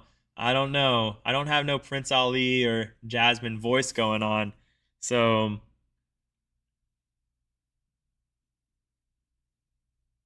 trying to catch up on. We have Ice Blocks. Oh, yeah. Yep. So small Sizu. I didn't even see the Ice Block over there in the items pile. So... But yeah, no, it feels good. So answering that Oswald is definitely a breath of fresh air. Just preventing that workshop. And I think that's the number one thing you want to prevent early on from Oswald triggering. Dime, you don't want to see Dime early, but Dime's just not going to do a lot for you early as the blue steel player. But because you're utilizing all of your ink the majority of the time, but workshop is the thing that just takes you from 0 to 60 in a heartbeat. But pretty good hand for our red-blue player. Still digging for that Flaversham, but Big Sizu and an Ice Block going to be able to give you answers to a lot of cards. Not that one, though. Does not let you answer that one. But I do believe there is a coil in his hand. But there goes your shift target, so never mind. So Tamatoa is going to be able to trigger next turn unless he has a Lady Medusa in hand. If there is a Medusa, okay. But he does have the Flaversham, so Flaversham coming down, getting him to draw 2 cards.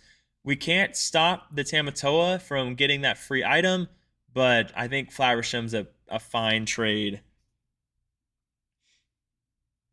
We don't say hate around here. All right, Unhinge. All right.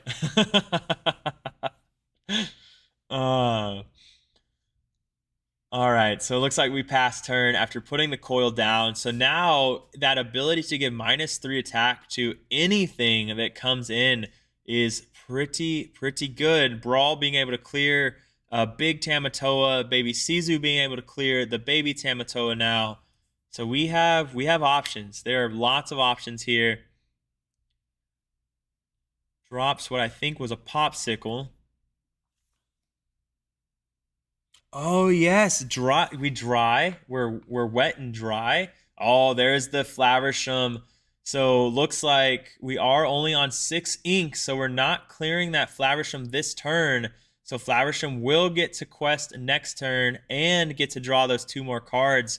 Just so close to being able to clear almost the whole board. So you might not be able to clear the Flaversham this turn, but next turn, the ability for you to answer their entire board thanks to Ice Block and Coil feels really good. Right now, it looks like the hand for the red-blue player is a Coil, 2 big Sizus, and a Cusco. That Cusco, probably going to hold on to that for a while so we can answer that lucky dime when it comes down.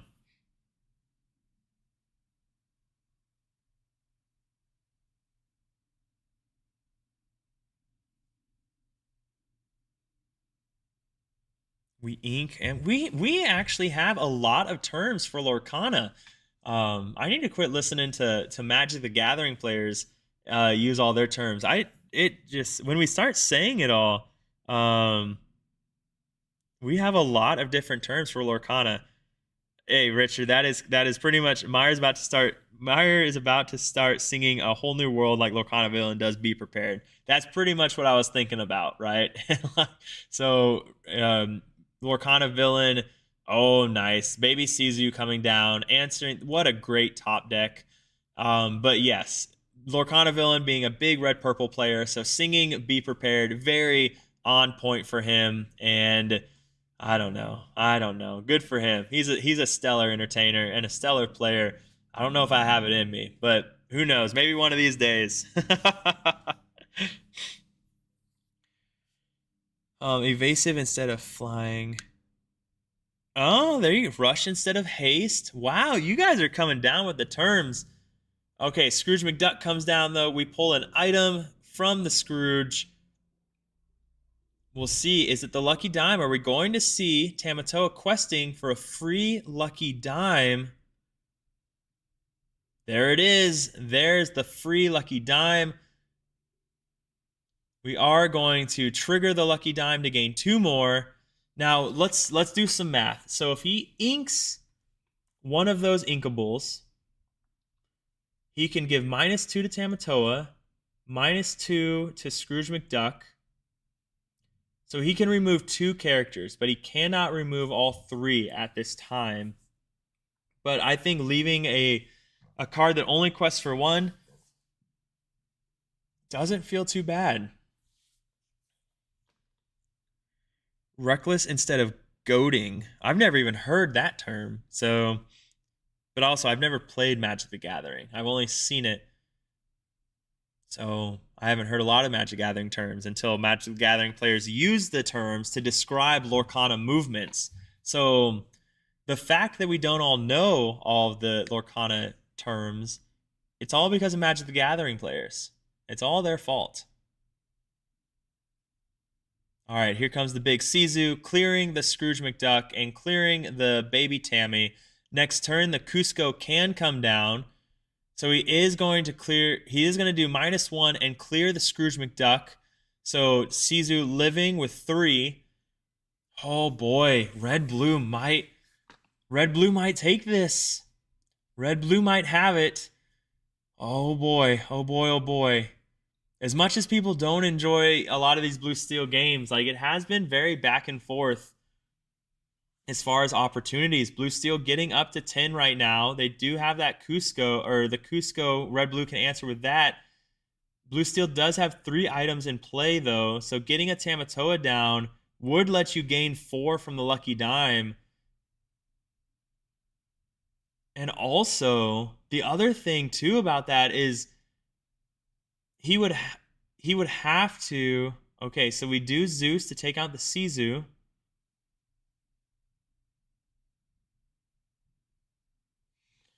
Sitting on 2 ink and pass his turn.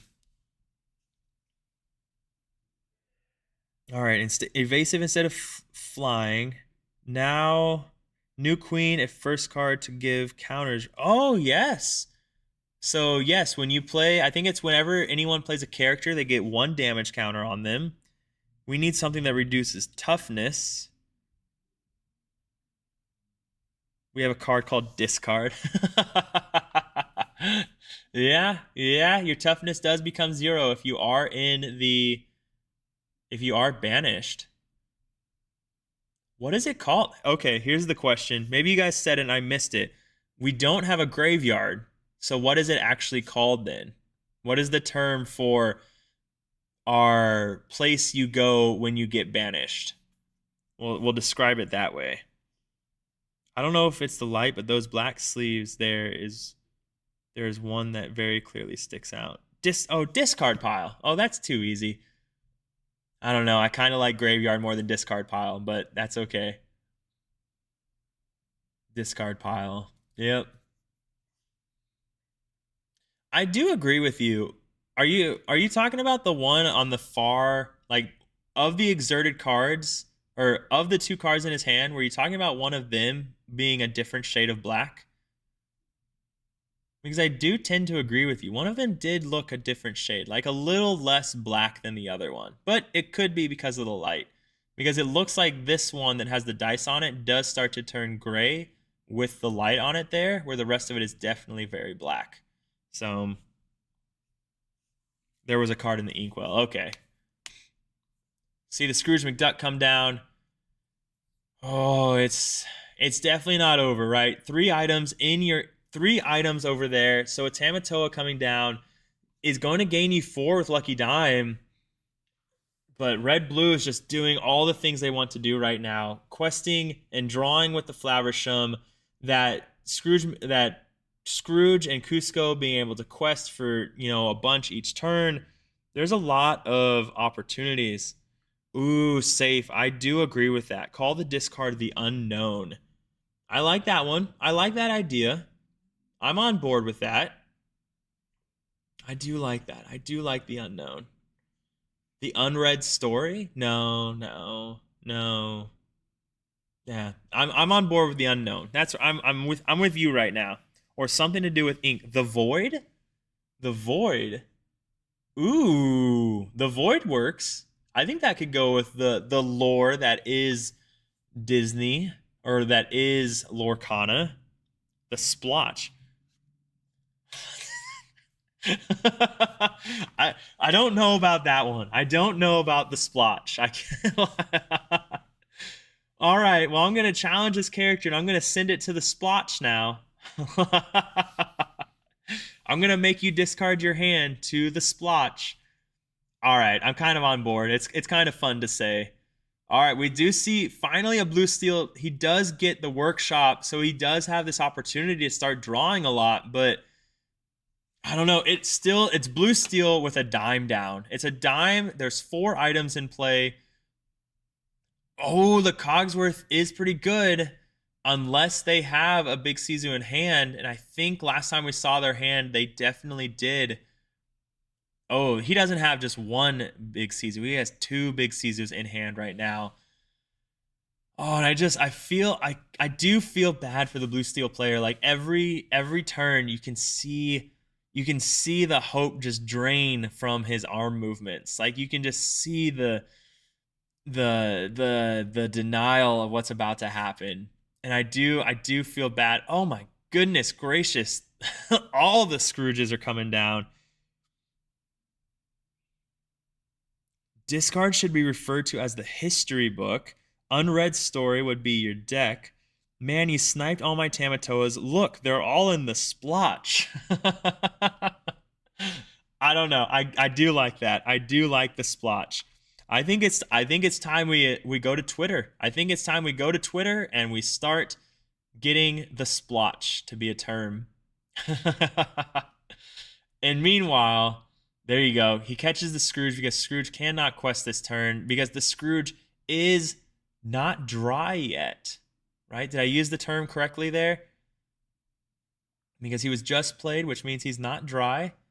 Oh, and there's the Great Stone Dragon. Unfortunately, coming in exerted, but not going to do it for you because this turn, red-blue is questing to 20 lore. And they are threatening Lorthel. They're threatening Story. Oh, no, I keep forgetting it. Story. I keep forgetting what it is. Means he's wet. Okay. That's what I thought. Story bookend? Is that what it was? All right. Oh, man, oh, man. Okay. Well, there is the game. Red, blue taking it. I am going to go out really quick, though. I'm going to get... we'll pull up the cam. I can't imagine any other games are still going on. That was pretty long. But we will pull up the mobile cam. We'll head out there and see what's happening. And I do want to look at the deck list because I do want to let you guys know what top 8 consisted of. So we'll do that as well.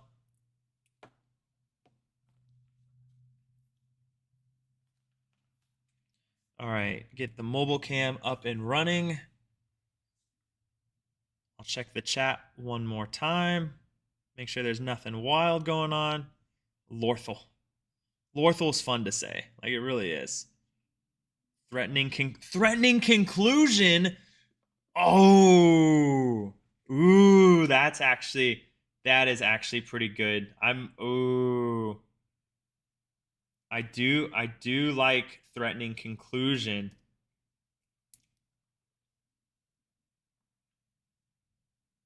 All right, let's head out there. We've got the mobile cam set up. Get this headphone set in there. We're going to mute here.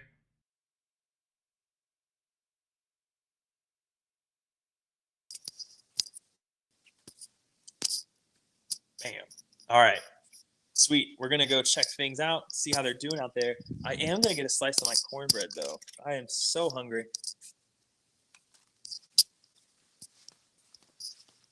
Kudos. You know, I keep thinking about the Melbourne casters. Those guys are monsters. For anyone that missed the Melbourne DLC, they only had 2 casters for the entire DLC, day 1 and day 2. That means they were talking all day, trying to figure out how to talk about red blue all day. It was wild. Just stellar. Hey, good game, man. Yeah, man. That was a close. Yeah. It was. Say hi to the camera. Here, speak into the mic. Come here. Say hi. Hi. Everybody, like and subscribe for Get. Aw, thanks. Good job, man. When you see every baby Sisu, it feels pretty good. Yeah, except when you don't see Kyra. Exactly, yeah. And you're sitting there, I'm like, I don't know if you could hear the audio or anything. I can hear you guys laugh, I but was just like, oh my god, can I get one game where I don't get Hiram by turn like 7? yeah. Oh You know? yeah. That's what we were talking about. And if you don't subscribe, Geki will be sad. Oh, we don't want sad Geki. You heard the man. If you're not subscribed, you'll have a sad Geki. So I think they may be talking. Are we splitting? We're splitting. Okay. All right. Okay. All right, Chad. It looks like we are going to be splitting. So 2 emerald steels. Sorry, 2 emerald steels, 1 ruby sapphire, and Amethyst steel. 1 amethyst steel. Great. That's top 4. okay, top 4 is two green steels. 2 green steels, red, blue, and purple steel. Yep. Okay. All right. So it does look like we are going to cut it. Did you beat him again? No, he beat you this time. He got his payback. That's right. So, I know you guys already played each other earlier. Did you hug again after the game? Good. So the Glimmineers are 2 that made top 8. So congratulations. Another Glimmineer. Oh, no. This Glimmineer made top 8. This Glimmineer made top 8. And he just stuck around to support and watch.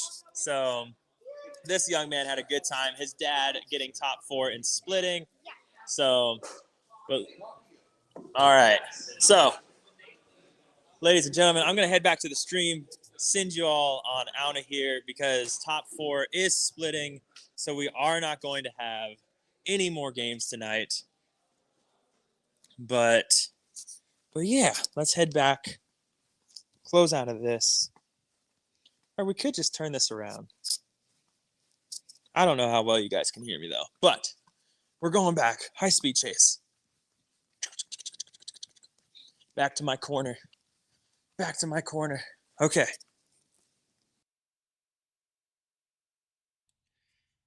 All right, ladies and gentlemen. Yep. So that is the end of the Safari Zone event. Again, if you guys are in the Northeast, we are going to start hosting this event once a set, at least once a set. I'm going to work on Angel to possibly twice a set, but guaranteed at least once a set. And again, if the people show up, Angel is going to support the people that show up. So this event, we are looking at, a 1K can turn into a 3K the day of. So definitely give it the opportunity. And it's awesome. So if you are in the Northeast, definitely give it a shot. We are trying, my goal for this store is to make Safari Zone, get up to the Southside Gaming, right? Get up to the Southside Gaming, get up to the CC. We're not going to be hosting 12Ks or anything like that, but I just want more competitive options for this area. And this was the beginning of it. So this is the beginning of it. Illuminite, they did split top 4, so they are working that out right now. We're just kind of sending things off, but yeah. So if you are in the Northeast, hopefully we'll see you around sometime. And it's going to be a good time. If you guys, thanks for sticking around for the stream. Everybody that was watching the CCS 12K today, thanks for sticking around after the raid and everything.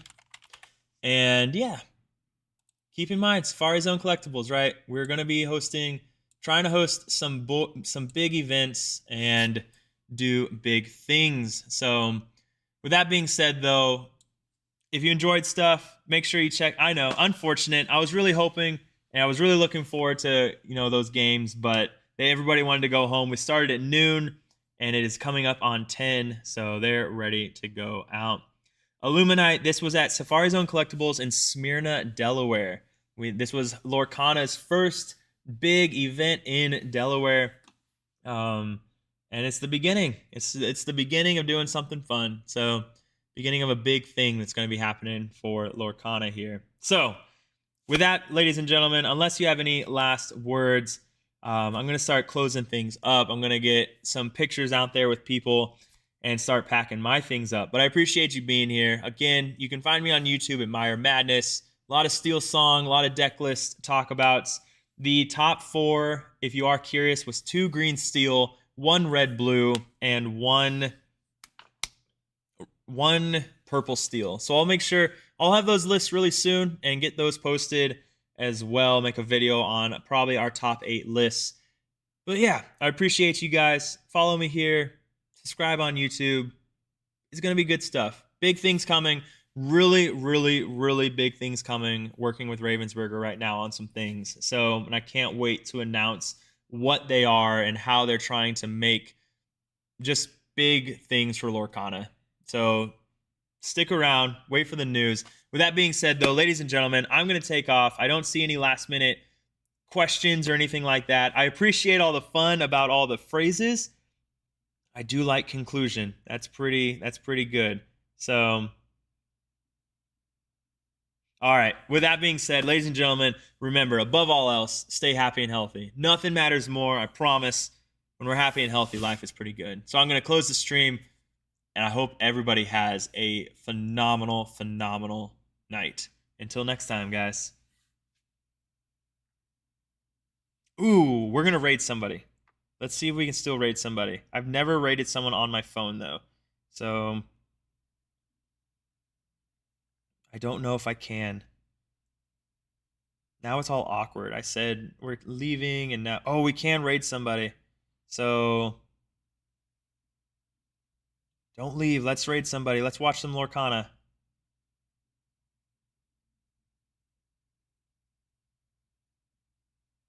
Raid.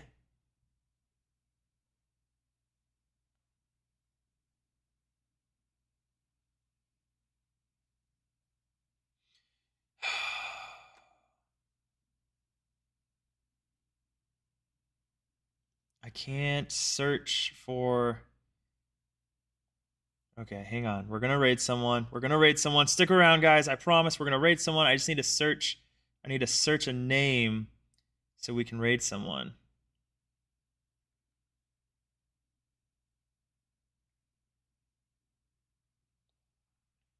So Disney, Lorcana. I just had to find someone that is streaming really quick.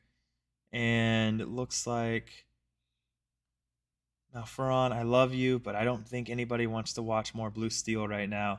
So we're going with Dabrowski, playing some Steel song, it looks like. Dabrowski. Okay. Dabrowski.